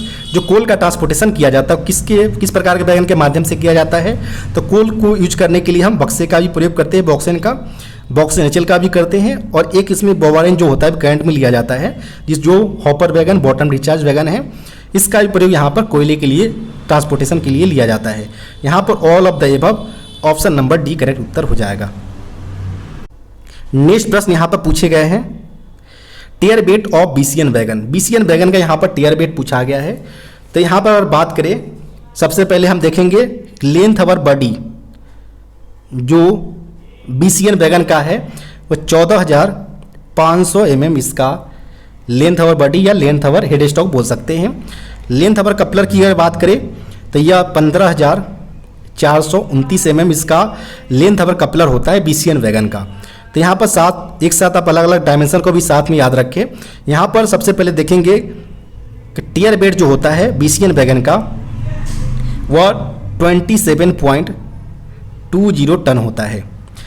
पे लोड कैपेसिटी की अगर बात करें BCN वैगन का 54.08 टन होता है। ग्रॉस बेड सिंपली जो होता है पे लोड प्लस टियर बेड का समेसन होता है, जब आप सम करेंगे तो 81.28 टन निकल कर आएगा। चूंकि यहाँ पर प्रश्न जो पूछा गया था वह केवल टियर बेड पूछा गया था तो इसमें सिंपली हो जाएगा 27.20 टन। यहाँ पर ऑप्शन नंबर की अगर बात करें तो ऑप्शन नंबर यहाँ पर सी करेक्ट उत्तर हो जाएगा। जब आपसे एक्सल लोड पूछा जाता है कि एक्सल लोड किसी भी वैगन का क्या होता है तो एक्सल लोड मेनली जो हम पे लोड प्लस टियर बेड का जो हम ऐड करके निकालते हैं ग्रॉस बेड, इसमें सिंपली नंबर ऑफ एक्सल से आप डिवाइड देंगे तो आपका यहाँ पर एक्सल लोड किसी वैगन का यहाँ पर निकल कर आ जाएगा। नेक्स्ट प्रश्न यहाँ पर है ultrasonic test is used to find. Ultrasonic परीक्षण का उपयोग डैश के लिए किया जाता है। तो UST टेस्ट जो होता है मेनली वह एक्सल के ऊपर जो इंटरनल क्रैक्स होते हैं, आंतरिक दरारें जो होते हैं, इनको पता लगाने के लिए UST टेस्ट का प्रयोग यहाँ पर किया जाता है। यहाँ पर ऑप्शन नंबर ए इसका सही उत्तर हो जाएगा। इसके अलावा एक DPT टेस्ट होता है, डाई पेंट्रेंस टेस्ट होता है, जिनमें अलग अलग प्रकार का डेवलपर हो या साइनर हो, इसका प्रयोग यहाँ पर हम एक्सटर्नल क्रैक्स के लिए हम करते हैं DPT टेस्ट का प्रयोग, जिनमें मेनली जो CVC पार्ट्स हो या बोगी फ्रेम्स होते हैं, इनमें आए हुए सरफेस क्रैक्स को हम यहाँ पर आइडेंटिफाई करते हैं DPT टेस्ट के माध्यम से। इसके अलावा जाइग्लो टेस्ट होता है जो कि वर्कशॉप के अंतर्गत रोलर बियरिंग्स के ऊपर आए हुए क्रैक्स को यहाँ पर आइडेंटिफाई किया जाता है। इसके अलावा एक अलग प्रकार का जो होता है ECA टेस्ट होता है, जिसे हम एडी करंट अरे टेस्ट बोलते हैं। यह मेनली इलेक्ट्रोमैग्नेटिक इंडक्शन प्रिंसिपल पर बेस्ड होते हैं, जो कि LHV व्हील्स में जो सरफेस डिफेक्ट आते हैं उनको डिटेक्ट करने के लिए ECA टेस्ट यहाँ पर किया जाता है। तो यहाँ पर UST टेस्ट हो गया हो या DPT टेस्ट हो, या इसके अलावा अगर बात करें तो जाइग्लो टेस्ट हो, या इसके अलावा ECA टेस्ट हो, ये सारे के सारे NDT टेस्ट होते हैं, नॉन डिस्ट्रक्टिव टेस्ट के यह पार्ट्स है, तो इसको आप ध्यान रखिए।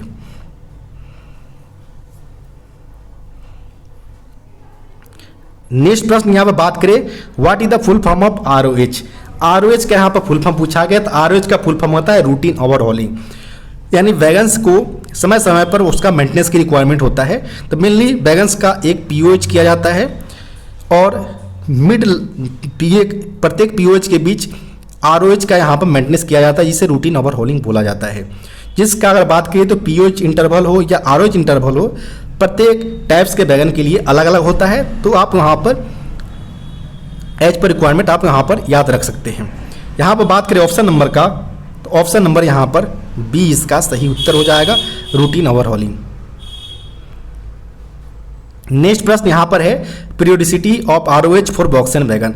बॉक्स एंड वैगन का यहाँ पर ROH की आवधिकता पूछा गया है। तो बॉक्स एंड वैगन का चाहे वो newly build box and wagon हो या सब्सिक्वेंट पीरियड का हो, दोनों केसों में 18 मंथ्स में इसका ROH रूटीन ओवरहॉलिंग किया जाता है। तो यहाँ पर बात करें ऑप्शन नंबर का, तो ऑप्शन नंबर यहाँ पर D इसका सही उत्तर हो जाएगा, 18 मंथ्स के इंटरवल पर इसका रूटीन ओवरहॉलिंग किया जाता है। वहीं अगर आपसे POH पूछा जाता है, पीरियोडिक ओवरहॉलिंग, तो बॉक्स एंड वैगन का POH जो होता है 6 ईयर जो है वह न्यूली के लिए है, न्यूली बिल्ट वैगन्स के लिए है। 4.5 ईयर्स जो होता है वह सब्सिक्वेंट के लिए लिया जाता है। तो आप POH भी यहाँ पर याद रख सकते हैं। नेक्स्ट प्रश्न यहाँ पर है, एंड्रोबिक बैक्टीरिया कैन सर्वाइव। एंड्रोबिक बैक्टीरिया जीवित रह सकता है। एंड्रोबिक बैक्टीरिया की अगर बात करें तो यह मेनली बायोटॉयलेट्स के अंतर्गत प्रयोग किया जाता है, जिनमें सिंपली ह्यूमन वेस्ट को डाइजेस्टर टैंक के अंतर्गत डिकम्पोज करता है और मीथेन, कार्बन डाइऑक्साइड एवं वाटर्स के फॉर्म में ट्रांसफॉर्म करता है।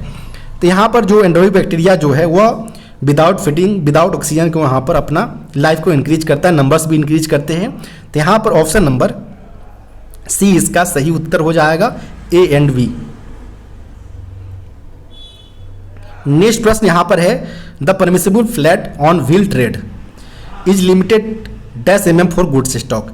वैगन यानी फ्रेट स्टॉक की अगर बात करें तो फ्लैट टायर 60 mm तक परमिसिबल है मैक्सिमम। कोच की अगर बात करें तो यह मेनली 50 mm तक मैक्सिमम परमिसिबल है। यहाँ पर बात करें अगर प्रश्न में पूछा गया है गुड्स के लिए, तो यहाँ पर ऑप्शन नंबर C 60 mm इसका सही उत्तर हो जाएगा। नेक्स्ट प्रश्न यहाँ पर है, flange thickness of new broad gauge wheel is dash mm। नए ब्रॉड गेज व्हील्स का यहाँ पर फ्लैंज का मोटाई पूछा गया है। तो नए ब्रॉड गेज व्हील की अगर बात करें तो 28.5 mm इसका व्हील फ्लैंज थिकनेस होता है नए कंडीशन में। जब यह रिड्यूस होकर 22 mm आता है तो यह हाई स्पीड तक यहाँ पे यूज में लिया जाता है। इसके बिलो होने पर 60 mm पर इसको हम सर्विस से कंडम कर देते हैं। तो इसको आप ध्यान रखें, यहाँ पर नए व्हील फ्लैंज थिकनेस पूछा गया था। तो यहाँ पर ऑप्शन नंबर B 28.5 mm इसका सही उत्तर हो जाएगा। नेक्स्ट प्रश्न यहाँ पर बात करें, the standard gap between wheel and brake block in box wagon. Box wagon के अंतर्गत स्टैंडर्ड गैप पूछा गया है, कितना होगा व्हील एवं ब्रेक ब्लॉक के बीच। तो चूंकि यहाँ पर ध्यान रखें, यहाँ पर बॉक्स वैगन के लिए पूछा गया। बॉक्स वैगन जो कि हमारा वैकम ब्रेक के समय जो ब्रेक यूज किए जाते थे उस समय के दौरान का यहाँ पर पूछा जा रहा है कि उस समय जो व्हील एवं ब्रेक ब्लॉक के बीच गैप होता था वह 6.25 mm में होता था। यहाँ पर ऑप्शन नंबर A इसका सही उत्तर हो जाएगा। इसके मेंटेनेंस के लिए जो बॉक्स टाइप्स के जो वैकम ब्रेक्स के जो वैगन होते थे, इसका मेंटेनेंस के लिए जो RDSO टेक्निकल पैम्पलेट्स का यूज किया जाता था वह G16 का प्रयोग किया जाता था, जो वर्तमान में समाप्त कर दिया गया है। वर्तमान में बॉक्स एंड वैगन जो N का लास्ट में प्रयोग किया जाता है वो न्यूमेटिक ईयर ब्रेक सिस्टम के लिए यूज में लिया जाता है, जो कि सफिक्स के तौर पर N का प्रयोग किया जाता है। नेक्स्ट प्रश्न यहाँ पर है बॉक्सेन, बीसीएन, बोवारन, बीटीपीएन, ये जितने प्रकार के जो वैगन्स यहाँ पर दिए गए इनका एक्सेल लोड कैपेसिटी कितना होगा? तो इनका एक्सेल लोड कैपेसिटी 20.32 टन होता है। यहाँ पर ऑप्शन नंबर बी करेक्ट उत्तर हो जाएगा। नेक्स्ट प्रश्न यहाँ पर है what in the standard inclination on wheel tread used in Casnub bogie. Standard inclination और व्हील ट्रेड पूछा गया है कैसना बोगी के अंतर्गत। तो आपसे अगर व्हील ट्रेड के ऊपर अगर पूछा जाता है इंक्लाइनेशन तो 1/20 के रिस्पेक्ट में होता है।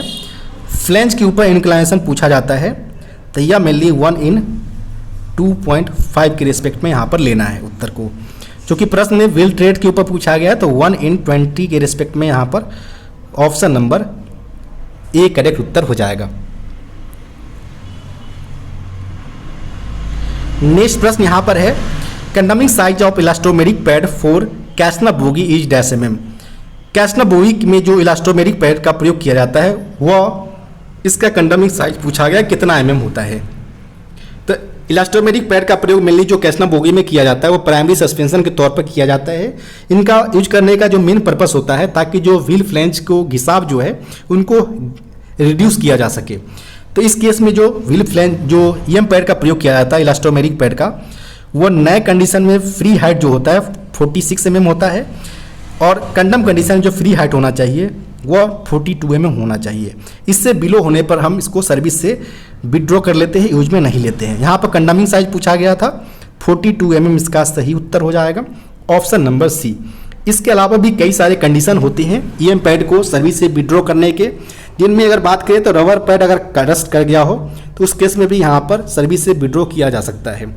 इसके अलावा जो रबर की सरफेस पर किसी प्रकार के क्रैक्स 50 mm से ज़्यादा, ध्यान रखिए 50 mm से ज़्यादा का क्रैक्स पाया जाता है तो उस केस में भी ईएम पैड को सर्विस से विड्रॉ किया जा सकता है। साथ ही साथ अगर ईएम पैड के किसी एक डायरेक्शन में अगर बॉन्ड का फेलियर 40 mm से ज़्यादा अगर पाया जाता है तो उस केस में भी ईएम पैड को सर्विस से विड्रॉ किए जा सकते हैं। ये सारे कई अन्य कंडीशन है जिसके बिहाफ पर आप ईएम पैड को कंडम कर सकते हैं।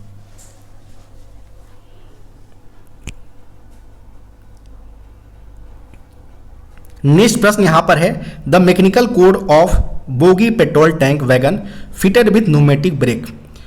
यानी यहाँ पर बोला गया जो इसका मैकेनिकल वैगन का कोड का पूछा गया है जो कि बोगी जो है वो पेट्रोल टैंक के साथ फिटेड है और न्यूमेटिक एयर ब्रेक सिस्टम साथ में है। तो जब भी पेट्रोल टैंक जो होता है इनके लिए अगर वो न्यूमेटिक एयर ब्रेक सिस्टम के साथ है तो इसके लिए जो वैगन कोड होता है वो BTPN का प्रयोग किया जाता है। यहाँ पर ऑप्शन नंबर ए इसका सही उत्तर हो जाएगा। इसके अलावा अगर बात करें BTCS का तो BTCS मेनली कॉस्टिक सोडा के लिए यहाँ पर प्रयोग लिया जाता है। कॉस्टिक सोडा के लिए यहाँ पर वैगन का प्रयोग किया जाता है। वहीं BTPGLN की अगर बात करें तो यह मेनली लिक्विफाइड पेट्रोलियम गैस के लिए LPG के लिए यहाँ पर कैरी करने के लिए प्रयोग किए जाते हैं। नेक्स्ट प्रश्न यहाँ पर है condemning size of side bearer rubber pad for Casnub bogie is dash mm। यानी कैसना बोगी के लिए जो साइड बियर में रबर पैड का जो प्रयोग किया जाता है इसका कंडमिंग साइज पूछा गया कितना mm होता है। तो मेनली अगर बात करें जो ऑप्शन देखते हुए यहाँ पर देखा जाए तो पहले जो प्रयोग किया जाता था कैसना बोगी के अंतर्गत वो CC पैड यानी कांस्टेंट कॉन्टैक्ट टाइप के साइड बियर का प्रयोग किया जाता था, जिसका अगर बात करें तो नए कंडीशन में इसका जो साइज होता था 114 mm होता था। कंडम कंडीशन 109 mm पर इसको कंडम करते थे। जबकि अभी जितने भी कैसना बोगी जा रहे हैं चाहे वो ROH के लिए या POH के लिए तो पुराने टाइप के जितने भी साइड बियर इनको रिमूव करके वर्तमान में केबल और केबल PU टाइप्स के साइड बियर का प्रयोग किया जाता है। इनमें मेनली दो कंडीशन होते हैं। अगर 3 रिंग्स का यहाँ पर रबर्स का प्रयोग किया जाता है तो उस केस में जो इसका साइज होना चाहिए वो 142.5 से लेकर कंडम कंडीशन 137 mm होता है। अगर 2 रिंग्स का प्रयोग इसमें किया जाता है तो इस कंडीशन में जो इसका साइज होना चाहिए वो 134 नए कंडीशन में, कंडम कंडीशन में 128.5 mm इसका कंडम कंडीशन में होना चाहिए जब 2 रिंग्स PU पैड में प्रयोग किए जाते हैं। यहाँ पर बात करें इस प्रकार का ऑप्शन का तो यह ऑप्शन जो लिया गया प्रश्न वो एज अ CC टाइप्स यानी कांस्टेंट कांटेक्ट साइड बेयर के बिहाफ पर यह प्रश्न लिया गया है, जिसका नए कंडीशन 140 mm, कंडम कंडीशन में 109 mm होता था। ये सीसी पैड के हिसाब से यह प्रश्न लिया गया है। यहाँ पर कंडम साइज पूछा गया था, तो 109 mm इसका सही उत्तर हो जाएगा, ऑप्शन नंबर सी। नेक्स्ट जो प्रश्न पूछे गए हैं, what is the biggest link of CVC. Centre buffer coupler का जो बिगेस्ट लिंक होता है वह नक्कल होता है। यहाँ पर ऑप्शन नंबर ए करेक्ट उत्तर हो जाएगा। नेक्स्ट जो प्रश्न पूछे गए हैं, ट्विन पाइप ब्रेक सिस्टम में बीपी का प्रेशर, और नेक्स्ट प्रश्न में ट्विन पाइप सिस्टम में एपी का प्रेशर पूछा गया। बीपी के लिए जो प्रेशर होता है वो 5 kg पर सेंटीमीटर स्क्वायर और ग्रीन कलर कोड इसमें यूज किया जाता है, जबकि एपी के लिए 6 kg पर सेंटीमीटर स्क्वायर और इसके लिए कलर कोड जो होता है वो वाइट कलर का प्रयोग किया जाता है। यहाँ पर बात करें 75 प्रश्न के लिए, तो यहाँ पर जो प्रेशर हो जाएगा वो ऑप्शन नंबर ए 5 kg पर सेंटीमीटर स्क्वायर। 76 के लिए जो ऑप्शन हो जाएगा वो ऑप्शन नंबर बी 6 kg पर सेंटीमीटर स्क्वायर यहाँ पर करेक्ट उत्तर हो जाएगा। नेक्स्ट प्रश्न यहाँ पर है, during testing what is the permissible leakage in feed pipe and break pipe. Break pipe एवं फीड पाइप में जो परमिसेबल लीकेज होता है, लीकेज टेस्टिंग के दौरान वह 0.2 kg पर सेंटीमीटर स्क्वायर पर मिनट यहाँ पर लीकेज अलाउ किया जाता है जब भी टेस्टिंग किए जाते हैं।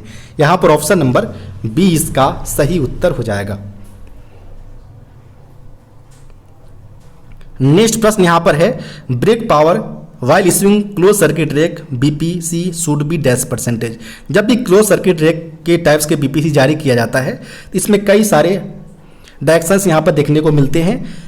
सबसे पहले यहाँ पर ओरिजिनेटिंग पॉइंट्स पर बीपी जो ब्रेक पावर परसेंटेज होना चाहिए वो 100%, इन रूट में यहाँ पर मिनिमम 90% ब्रेक पावर होना चाहिए।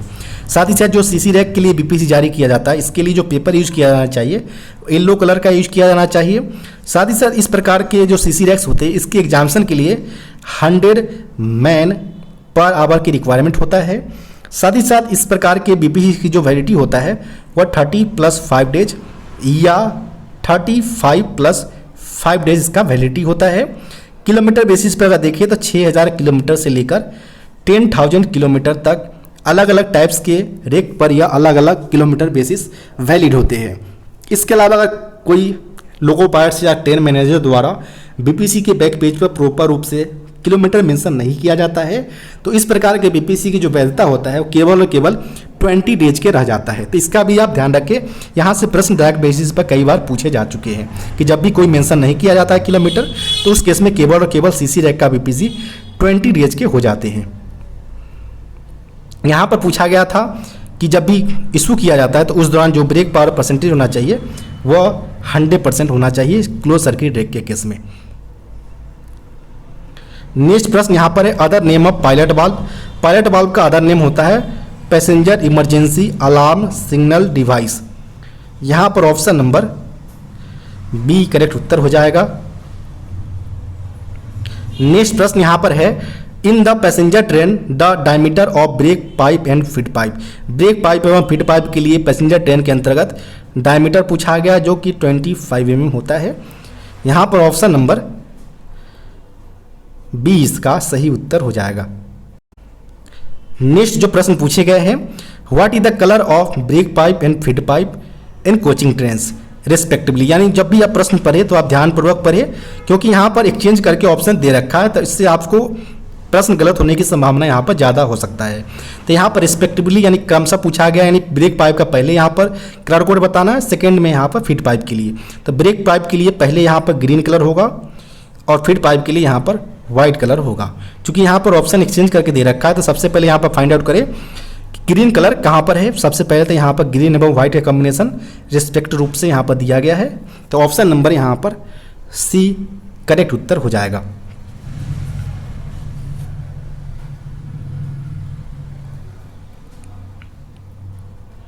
नेक्स्ट यहाँ प्रश्न है, which one is not flange defects.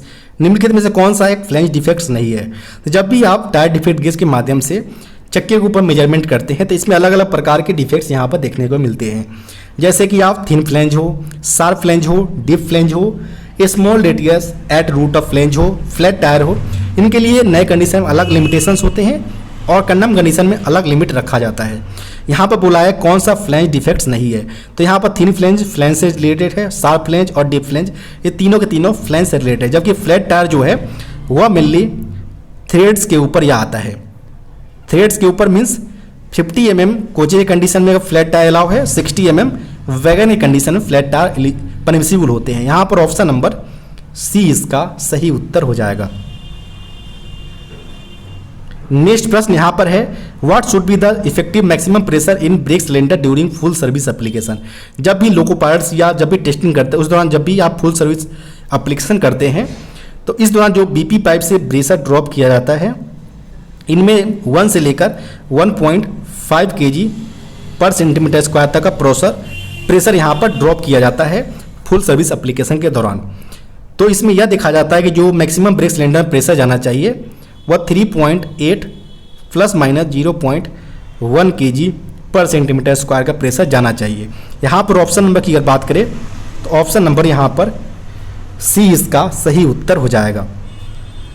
इसके अलावा ये भी ध्यान रखिए कि जो LHV कोचों में जो पूछा जाता है तो LHV कोचों में केवल और केवल 3 kg का ही मैक्सिमम प्रेशर जाता है, तो इसका भी आप ध्यान रखिए। जब तक प्रश्न में LHV कोचेज मेंशन नहीं किया जाता है तब तक आप maximum brake cylinder pressure 3.8 kg का होगा, और जैसे ही आपका LHV मेंशन कर देता है तो मैक्सिमम ब्रेक सिलेंडर प्रेशर केवल और केवल 3 kg का होगा। इसका आप ध्यान रखें। नेक्स्ट प्रश्न यहाँ पर है Schaku coupler is used in dash coaches. Schaku coupler का प्रयोग इलेक्ट्रिकल मल्टीपल यूनिट्स जो मेम्यू होते हैं उनमें यह प्रयोग किया जाता है। यहाँ पर ऑप्शन नंबर डी करेक्ट उत्तर हो जाएगा।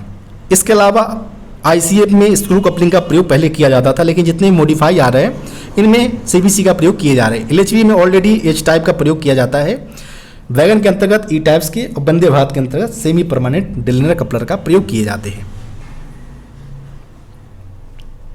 नेक्स्ट प्रश्न यहाँ पर है fresh BPC from both and is given in case of dash, यानी किस प्रकार के केस में दोनों एंड पर चाहे वो प्राइमरी मेंटेनेंस हो या सेकेंडरी मेंटेनेंस दोनों केसों में फ्रेश BPC जारी किया जाना चाहिए। ये कौन से कंडीशन में यहाँ पर देखने को मिलता है।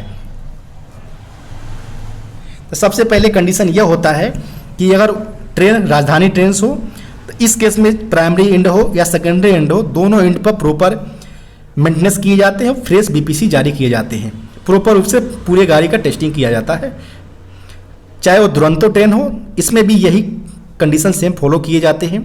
इसके अलावा थर्ड कंडीशन होता है जिसमें राउंड ट्रिप अगर LHV कोचों का है तो यह ध्यान दिया जाता है कि 4000 किलोमीटर से ज़्यादा होना चाहिए, और ICF कोचेज का अगर रेक है तो 3500 किलोमीटर से ज़्यादा का अगर राउंड ट्रिप देखने को मिलता है तो दोनों एंड प्राइमरी एंड एवं सेकेंडरी एंड में प्रॉपर नए रूप से टेस्टिंग किया जाएगा पूरे रेक का, और नए BPC जारी किए जाएंगे।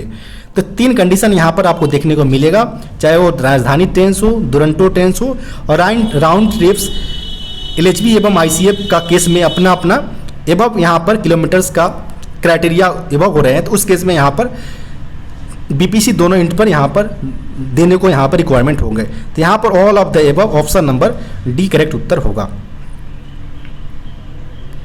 नेक्स्ट प्रश्न यहाँ पर है BMBS स्टैंड्स फॉर। BMBS यानी बोगी माउंटेड ब्रेक सिस्टम है, और इसका प्रयोग की अगर बात करें तो यहाँ पर ऑप्शन नंबर की बात करें तो ऑप्शन नंबर यहाँ पर बी करेक्ट उत्तर हो जाएगा। और यह मेनली वैगन के अंतर्गत प्रयोग किया जाता है। वैगन के अंतर्गत इस प्रकार के जो BMBS में प्रत्येक बोगी पर एक ब्रेक सिलेंडर प्रत्येक बोगी पर होते हैं। अगर वैगन की बात करें तो प्रत्येक वैगन में 2 ब्रेक सिलेंडर होते हैं। ये आपका नॉर या स्कॉट का ब्रेक सिलेंडर देखने को मिल सकता है, तो आप इसका ध्यान रखें, जिसका पिस्टन स्ट्रोक दोनों कंडीशन में अलग अलग होता है। BMBS की अगर बात करें तो BMBS के केस में यहाँ पर APM डिवाइस का ये प्रयोग किया जाता है, जिसे ऑटोमेटिक प्रेशर मॉडिफिकेशन डिवाइस बोलते हैं, जिनका काम होता है कि जो DVC प्रेशर जो आता है वो सबसे पहले APM को जाता है, APM से प्रेशर ब्रेक सिलेंडर को जाते हैं। APM में एक एक्स्ट्रा 6 लीटर का रिजर्वायर लगा होता है।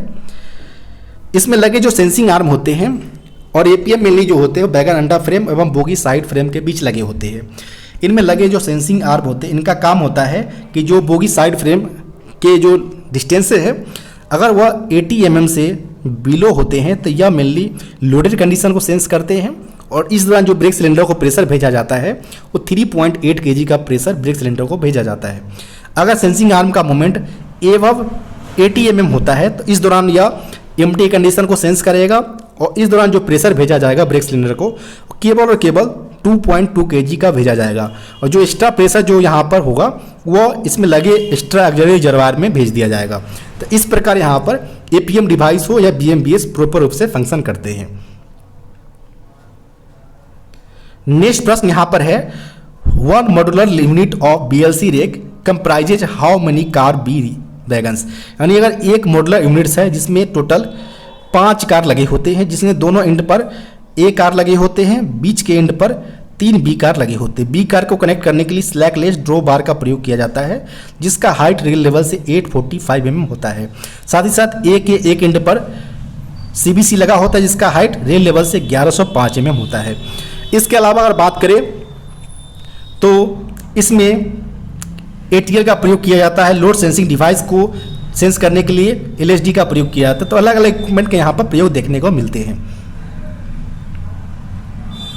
यहाँ पर बात करें तो पूछा गया था कार B का, तो टोटल 3 B कार और 2 A कार का प्रयोग यहाँ पर किया जाता है। तो यहाँ पर B कार के लिए बात करें तो ऑप्शन नंबर B इसका सही उत्तर हो जाएगा।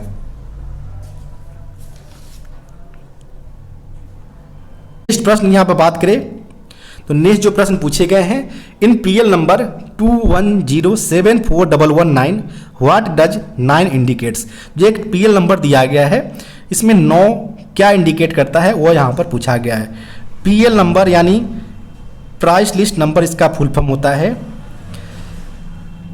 यह मेनली स्टॉक आइटम के लिए यूज में लिए जाते हैं, और यह 8 डिजिट्स का नंबर होता है PL नंबर्स, जिनमें पहला और दूसरा अंक की अगर बात करें तो यह मेनली मेन ग्रुप्स को रिप्रेजेंट करता है, थर्ड एवं फोर्थ इसके सब ग्रुप्स को, फिफ्थ सिक्स्थ एवं सेवेंथ जो नंबर्स होते हैं वह इसके सीरियल नंबर को रिप्रेजेंट करता है, जबकि 8 की अगर बात करें तो इसके चेक डिजिट्स को रिप्रेजेंट करता है। यानी जो लास्ट डिजिट्स होता है वह PL नंबर के चेक डिजिट्स को रिप्रेजेंट करता है। तो यहाँ पर 9 जो है वह लास्ट नंबर है, यानी यह चेक डिजिट्स को रिप्रेजेंट करेगा। तो इस प्रकार यहाँ पर बात करें तो मेन ग्रुप में यहाँ पर जो 9 जो है वह option number D check digits इसका सही उत्तर हो जाएगा। इसके अलावा साथ साथ यहाँ पर बात करें तो 10 से लेकर जो मेन ग्रुप जो होते हैं 10 से लेकर 19 तक का जो नंबर्स होता है, यहाँ पर 21 दिया गया है। तो यहाँ पर आगे हम देखेंगे 10 से लेकर 9 तक डीजल लोको का जो स्पेयर पार्ट्स होता है उनसे यह रिलेटेड होता है। जबकि अगर बात करें 20 से लेकर 29 तक का तो यह मेनली इलेक्ट्रिकल स्पेयर पार्ट्स होते हैं। तो यहाँ पर जो 21 दिया गया था वह मेनली इलेक्ट्रिकल लोको का स्पेयर पार्ट्स होगा। जबकि अगर बात करें 30 से लेकर 39 की अगर बात करें तो यह मेनली C&W स्पेयर पार्ट्स को यह रिप्रेजेंट करता है। जबकि अगर बात करें 40 से लेकर 49 तक की अगर बात करें तो यह इलेक्ट्रिकल स्टोर्स को रिप्रेजेंट करता है। 50 से लेकर 59 तक की अगर बात करें तो S&T स्पेयर पार्ट्स को रिप्रेजेंट करता है। 60 से लेकर 69 तक को पीबे एवं इंजीनियरिंग डिपार्टमेंट से रिलेटेड जो स्पेयर पार्ट्स होते हैं उनको रिप्रेजेंट किया जाता है। जबकि 70 से लेकर 99 तक के जो मेजर ग्रुप्स के जो डिजिट्स होते हैं वो जनरल स्टोर्स को रिप्रेजेंट करता है। जबकि 98 जो होता है वो इसके स्क्रैप को रिप्रेजेंट करता है। तो इस प्रकार आप मेजर ग्रुप्स को आप यहाँ पर याद रख सकते हैं। C&W के लिए जो 30 से लेकर 39 तक का मेजर ग्रुप्स के तौर पर लिया जाता है। नेक्स्ट प्रश्न यहाँ पर है वैगन नंबर यहाँ पर दिया गया है is manufactured in dash years. तो यहाँ पर सिंपली अगर बात करें कि जो 1 2 जो है फर्स्ट 2 डिजिट पहला और दूसरा अंक यह मेनली टाइप ऑफ वैगन को रिप्रेजेंट करता है। यानी वैगन नॉर्दर्न रेलवे टाइप को यहाँ पर रिप्रेजेंट करता है, यानी बॉक्सन वैगन है या BCN है या BTPN है, किस प्रकार के वैगन है उसको ये रिप्रेजेंट करता है।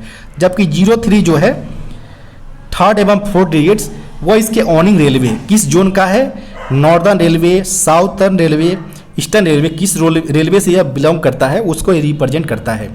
जबकि 5th एवं 6th अंक की अगर बात करें 04 जो यहाँ पर बताया गया है वह इसके ईयर ऑफ मैन्युफैक्चर्स को रिप्रेजेंट कर रहा है।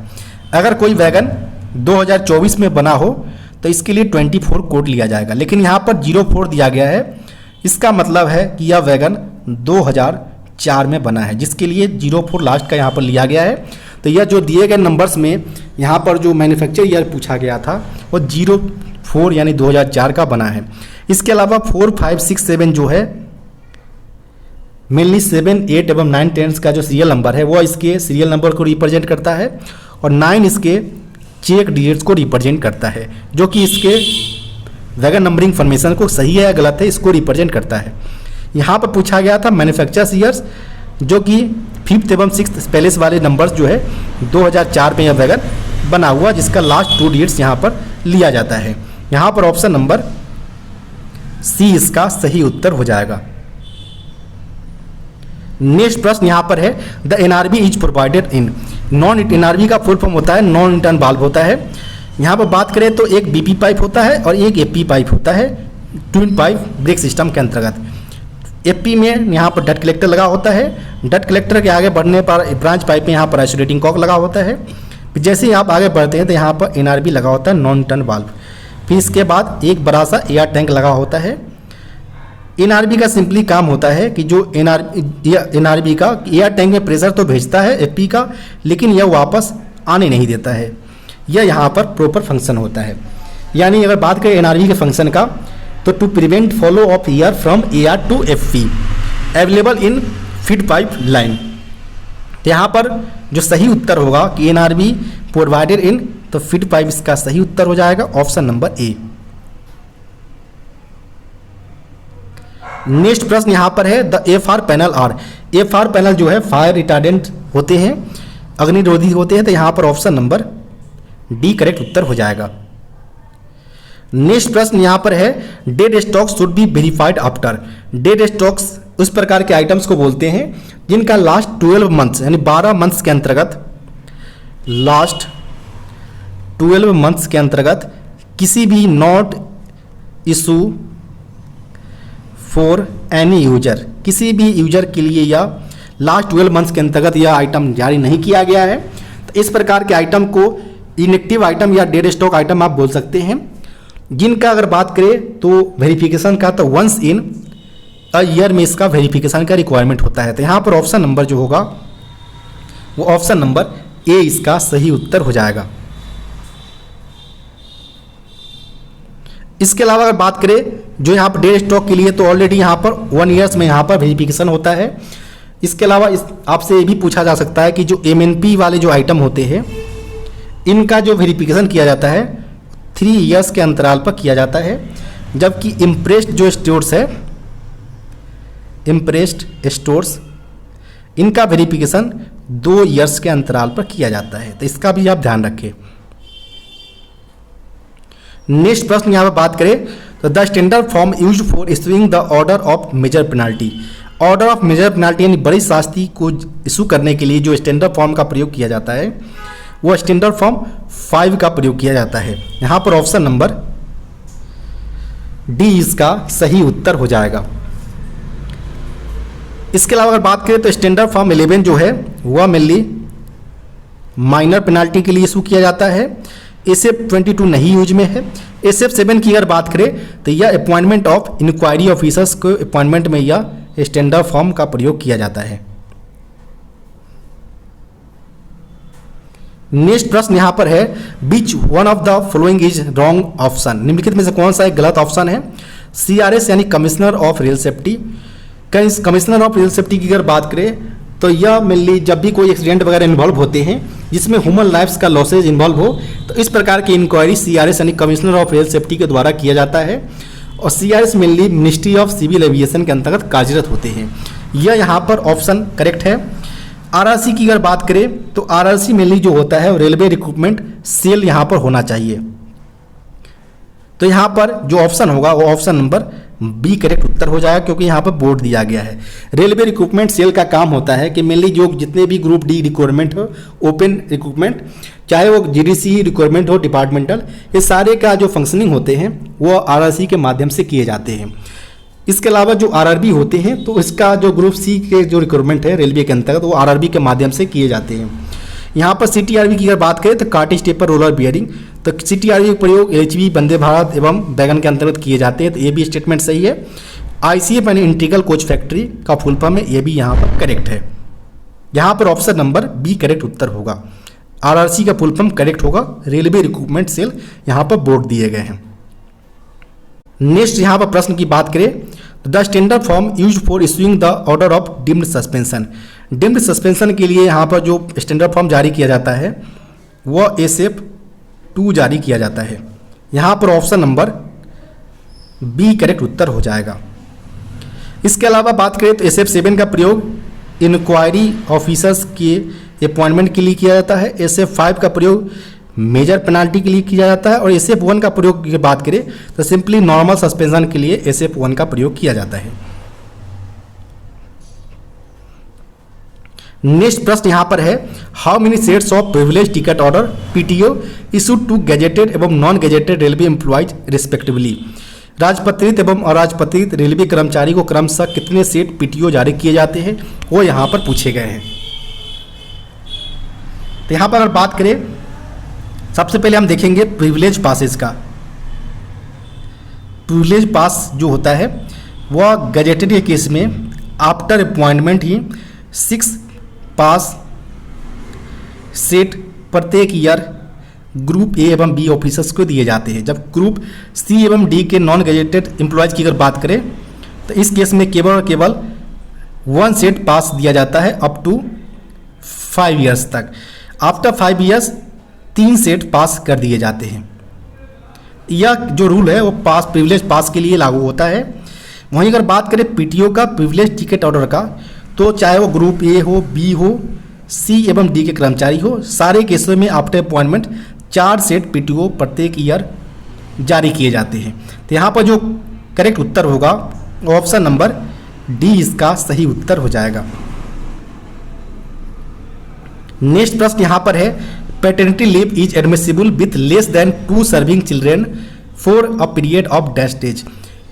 कोई कर्मचारी है जो कि जिसके पास 2 लेस देन 2 सर्वाइविंग चिल्ड्रेन है, उस केस में अगर पैटर्निटी लीव की उसकी जो जरूरत है वह प्रोवाइड करवाया जाता है 15 डेज के लिए। ध्यान रखिए after date of birth of child से 6 महीने के अंदर यह लेना पड़ता है, अदरवाइज PL को यहाँ पर लैप्स कर दिए जाते हैं। यहाँ पर ऑप्शन नंबर बी इसका सही उत्तर हो जाएगा। नेक्स्ट प्रश्न यहाँ पर है if a railway employees applies for a kind of leave says LAP यानी लीव ऑन एवरेज पे in advance the competent authority में। यदि कोई रेल कर्मचारी किसी प्रकार की छुट्टी जैसे कि LAP के लिए अग्रिम आवेदन करता है तो इसका कंपिटेंट अथॉरिटी क्या कर सकता है। तो अगर बात करें यहाँ पर कि लीव देखा जाए तो किसी प्रकार का यहाँ पर अधिकार के रूप में, यहाँ पर राइट्स के रूप में नहीं देखा जाता है। किसी प्रकार का आपको क्लेम नहीं कर सकते हैं कि इस छुट्टी यहाँ पर मिलना ही चाहिए। यहाँ पर जब भी कोई कर्मचारी यहाँ पर छुट्टी के लिए आवेदन देता है तो ये कंपिटेंट अथॉरिटी पर निर्भर करता है कि सैंक्शन करना है या नहीं करना है। अगर वो अस्वीकार करना चाहे तो अस्वीकार या रद्द कर सकता है। इसके अलावा वो क्या नहीं कर सकता है, तो नॉर्मली अगर बात करिए अगर कंपिटेंट अथॉरिटी को जब तक कोई रेलवे कर्मचारी अगर लिखित रूप में नहीं देता है चेंजिंग करने के लिए टाइप ऑफ लीव का, तो केवल रिजेक्शन के अलावा किसी भी टाइप्स को चेंज नहीं कर सकता है विदाउट रिटर्न यहाँ पर कर्मचारी के द्वारा न दिया जाए।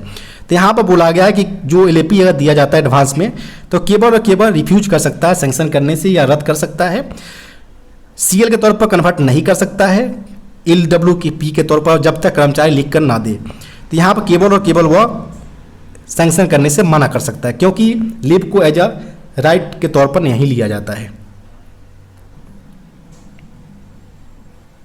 नेक्स्ट प्रश्न यहाँ पर है Which of the following is not a type of tender? निम्नलिखित में से कौन सा एक प्रकार का टेंडर नहीं है। तो टेंडर के अंतर्गत बात करें तो इसमें सिंगल टेंडर हो, ओपन टेंडर हो, लिमिटेड टेंडर हो, अलग अलग प्रकार के टेंडर्स होते हैं। इसमें स्पॉट परचेज यहाँ पर नहीं होता है। यहाँ पर ऑप्शन नंबर डी इसका सही उत्तर हो जाएगा। ओपन टेंडर की अगर बात करें तो ओपन टेंडर के अंतर्गत मेनली जितने भी बड़े बड़े काम्स जो होते हैं रेलवे के अंतर्गत जिनको पब्लिक एडवर्टाइजमेंट के जरिए यहाँ पर ओपनली यहाँ पर निकाला जाता है टेंडरिंग, जिसमें कोई भी पर्सन यहाँ पर टेंडर के कॉस्ट वैल्यू के पेमेंट्स करके वो टेंडर को यहाँ पर परचेज कर सकता है। साथ ही साथ जो ओपन टेंडर जो लाया जाता है वह मेनली काफ़ी सारे टेंडर्स के बीच यहाँ पर कॉम्पिटिशन्स हो और प्रॉपर वर्क्स का यहाँ पर रेट मिल सके, इस बिहाफ को देखते हुए यहाँ पर ओपन टेंडर्स को लाया जाता है। इसके अलावा अगर बात करें लिमिटेड टेंडर्स का, तो लिमिटेड टेंडर्स के अंतर्गत जो चुनिंदा जो अप्रूव्ड लिस्ट होते हैं, जो ऑफिसर्स द्वारा, जो हायर ऑफिसर्स द्वारा जो सिलेक्टेड किए जाते हैं, उसी लिस्ट के अंतर्गत यहाँ पर लिमिटेड टेंडर्स का नाम मेंशन होता है, उन्हीं को केवल लिमिटेड टेंडर के अंतर्गत बुलाया जाता है। इस प्रकार के जो टेंडर्स है लिमिटेड टेंडर, यह मेनली टाइम को बचाने के पर्पज़ को देखते हुए जो छोटे स्मॉल वैल्यू के जो काम होते हैं, चाहे कोई स्पेशलाइज्ड जो नेचर के जो काम होते हैं, इनको बिहाफ को देखते हुए लिमिटेड टेंडर को यहाँ पर मंगाया जाता है। इसके अलावा अगर बात करिए अगर सिंगल टेंडर का, तो सिंगल टेंडर को स्पेशली फाइनेंस कंकरेंस की रिक्वायरमेंट होता है, तभी जाकर आप सिंगल टेंडर को निकाल सकते हैं। सिंगल टेंडर को लाने के लिए सबसे पहले यह देखा जाता है कि कोई इमरजेंसी सिचुएशन हुआ हो, कोई एक्सीडेंट इन्वॉल्व हो, या कोई ट्रैफिक से रिलेटेड कोई यहाँ पर ब्रीचेज हुआ हो, तो उस केस में यहाँ पर सिंगल टेंडर लाया जा सकता है। इसके अलावा कोई इक्विपमेंट का एएमसी हो, जैसे कि एनुअल मेंटेनेंस कॉन्ट्रैक्ट हो, तो उस बिहाफ पर भी यहाँ पर सिंगल टेंडर को लाया जाता है। सिंगल जो आप यहाँ पर पढ़ते हैं पीएसी प्रोप्राइटरी आर्टिकल सर्टिफिकेट, यह मेनली यूजर डिपार्टमेंट के जारी किया जाता है, और यह तब जारी किया जाता है जब यह पॉसिबल हो कि किसी भी पार्टिकुलर आइटम्स के द्वारा काम करना पॉसिबल नहीं है, और यह कोई आइटम पार्टिकुलर कंपनी के द्वारा मैन्युफैक्चर किया जाता हो, तब यह यूजर डिपार्टमेंट के द्वारा जारी किया जाता है। और स्टोर डिपार्टमेंट द्वारा फाइनेंस कंसर्न्स के बिहाफ पर यह सिंगल टेंडर के माध्यम से पीएससी आइटम्स का परचेज किया जाता है। तो आपसे ये भी पूछा जा सकता है कि जो पीएससी आइटम का जो परचेजिंग है वो कौन से टेंडर के माध्यम से किया जाता है, तो यह सिंगल टेंडर के माध्यम से किए जाते हैं। नेक्स्ट प्रश्न यहाँ पर है, passenger amenities in coaches can be classified as dash items, यानी यहाँ पर बोला है कोचों में यात्री सुविधा को डैश आइटम के तौर पर वर्गीकृत किया गया है। तो जो आप जानते हैं कि एक VED होता है, विटल इसेंशियल डिजायरेबल, जिनमें से यहाँ पर पैसेंजर जो एमिनिटी होता है वह मेनली डिजायरेबल आइटम होते हैं, यानी वांछनीय आइटम होते हैं। तो यहाँ पर जो सही उत्तर होगा वो ऑप्शन नंबर सी इसका सही उत्तर हो जाएगा, क्योंकि ये सेफ्टी आइटम वगैरह जो होते हैं उन्हें एज अ विटल आइटम के तौर पर लिया जाता है, पैसेंजर एमिनिटीज को एज अ डिजायरेबल यानी वांछनीय आइटम के तौर पर लिए जाते हैं। तो यहाँ पर करेक्ट उत्तर ऑप्शन नंबर सी होगा। नेक्स्ट प्रश्न यहाँ पर ऑफिशियल लैंग्वेज से पूछा गया है, जिनमें पहला प्रश्न की अगर बात करें ऑफिशियल लैंग्वेज का, तो पूछा गया है when is Hindi day celebrated every year, प्रत्येक वर्ष हिंदी कब मनाया जाता है हिंदी दिवस, तो यह प्रत्येक वर्ष 14 सितंबर को यह मनाया जाता है। यहाँ पर बात करें ऑप्शन नंबर का, तो ऑप्शन नंबर यहाँ पर बी इसका सही उत्तर हो जाएगा, क्योंकि इसी दिन 14 सितंबर 1949 को हिंदी को एज ऑफिशियल लैंग्वेज और स्क्रिप्ट के तौर पर देवनागरी स्क्रिप्ट को अपनाया गया था आर्टिकल 343 के 1 के अंतर्गत संविधान सभा द्वारा। वहीं अगर आपसे वर्ल्ड हिंदी डे पूछा जाता है तो 10 जनवरी को प्रत्येक वर्ष वर्ल्ड हिंदी डे मनाया जाता है। नेक्स्ट प्रश्न की बात करें यहाँ पर, तो official language act 1963 amended in, जो ऑफिशियल लैंग्वेज एक्ट 1963 लाया गया था अधिनियम, यह 10 मई 1963 को लाया गया था, जिसका अमेंडमेंट अगर बात करें तो 1967 में किया गया था। और यह तब इसलिए किया गया था ताकि अंग्रेजी के साथ साथ हिंदी का भी प्रयोग आगे किया जा सके। इस पर मोटिव को देखते हुए 1967 में यहाँ पर ऑफिशियल लैंग्वेज एक्ट का मॉडिफिकेशन किया गया था। और अगर बात करें ऑफिशियल लैंग्वेज एक्ट के अंतर्गत टोटल 9 सेक्शंस हैं, 9 धाराओं को मेंशन किया गया है। यहाँ पर ऑप्शन जो होगा ऑप्शन नंबर बी इसका सही उत्तर हो जाएगा। नेक्स्ट प्रश्न यहाँ पर है, द ऑफिशियल लैंग्वेज रूल्स, ध्यान रखें यहाँ पर रूल्स के बारे में पूछा गया फास्ट इन डैश ईयर, तो यह 17 जुलाई 1976 को ऑफिशियल लैंग्वेज रूल्स 1976 को पास किया गया था। यहाँ पर ऑप्शन नंबर सी करेक्ट उत्तर हो जाएगा। नेक्स्ट प्रश्न यहाँ पर है, who is the chairman of rail Hindi सलाहकार कमेटी, रेल हिंदी सलाहकार समिति के अध्यक्ष कौन होते हैं। चूंकि जो भी मिनिस्ट्री हो प्रत्येक मिनिस्ट्री के जो मिनिस्टर होते हैं और उस डिपार्टमेंट के अंतर्गत आपसे हिंदी सलाहकार समिति के चेयरमैन पूछा जाता है। तो जो भी मिनिस्ट्री का मिनिस्टर होगा, मंत्रालय का मंत्री, वह उसके हिंदी सलाहकार समिति के चेयरमैन होंगे। चूंकि यहाँ पर रेल से रिलेटेड पूछा गया था, रेल मिनिस्टर यहाँ पर चेयरमैन होंगे हिंदी रेल सलाहकार समिति का। यहाँ पर ऑप्शन नंबर ए यहाँ पर करेक्ट उत्तर होगा। नेक्स्ट प्रश्न यहाँ पर, चूंकि यहाँ पर प्रश्न नहीं दिया गया, यहाँ पर कोई भी प्रश्न यहाँ पर मेंशन नहीं किए गए हैं। नेक्स्ट प्रश्न यहाँ पर है official language of Arunachal Pradesh. Arunachal Pradesh का जो ऑफिशियल लैंग्वेज रूल्स जो है, राजभाषा है, वो अंग्रेजी रखा गया है। यहाँ पर ऑप्शन नंबर बी इसका सही उत्तर हो जाएगा। नेक्स्ट प्रश्न यहाँ पर है according to official language rules Telangana falls under which regions. Telangana state जो बनाया गया था 2 जून 2014 के अंतर्गत आंध्र प्रदेश से हटाकर तेलंगाना स्टेट्स को फॉर्मेशन किया गया था। जब से यहाँ पर पूछा गया जो तेलंगाना स्टेट्स है वो कौन से रीजन में आते हैं, तो तेलंगाना स्टेट्स हो या आंध्र प्रदेश हो या पश्चिम बंगाल या साउदर्न स्टेट्स हो या नॉर्थ स्टेट्स के जो असम, मेघालय, त्रिपुरा, मिजोरम जितने भी स्टेट्स हैं, ये सारे के सारे रीजन सी के अंतर्गत आते हैं, ग समूह के अंतर्गत। यहाँ पर ऑप्शन नंबर सी इसका सही उत्तर हो जाएगा। नेक्स्ट प्रश्न की बात करें, in which month regular Hindi examination are conducted. नियमित हिंदी परीक्षाएं किस महीने में कंडक्ट करवाए जाते हैं, तो यह मेनली मई एवं नवंबर महीने में यह रेगुलर हिंदी एग्जामिनेशन कंडक्ट करवाए जाते हैं। यहाँ पर ऑप्शन नंबर डी इसका सही उत्तर हो जाएगा। नेक्स्ट प्रश्न यहाँ पर है how many Hindi courses are prescribed for central government employees.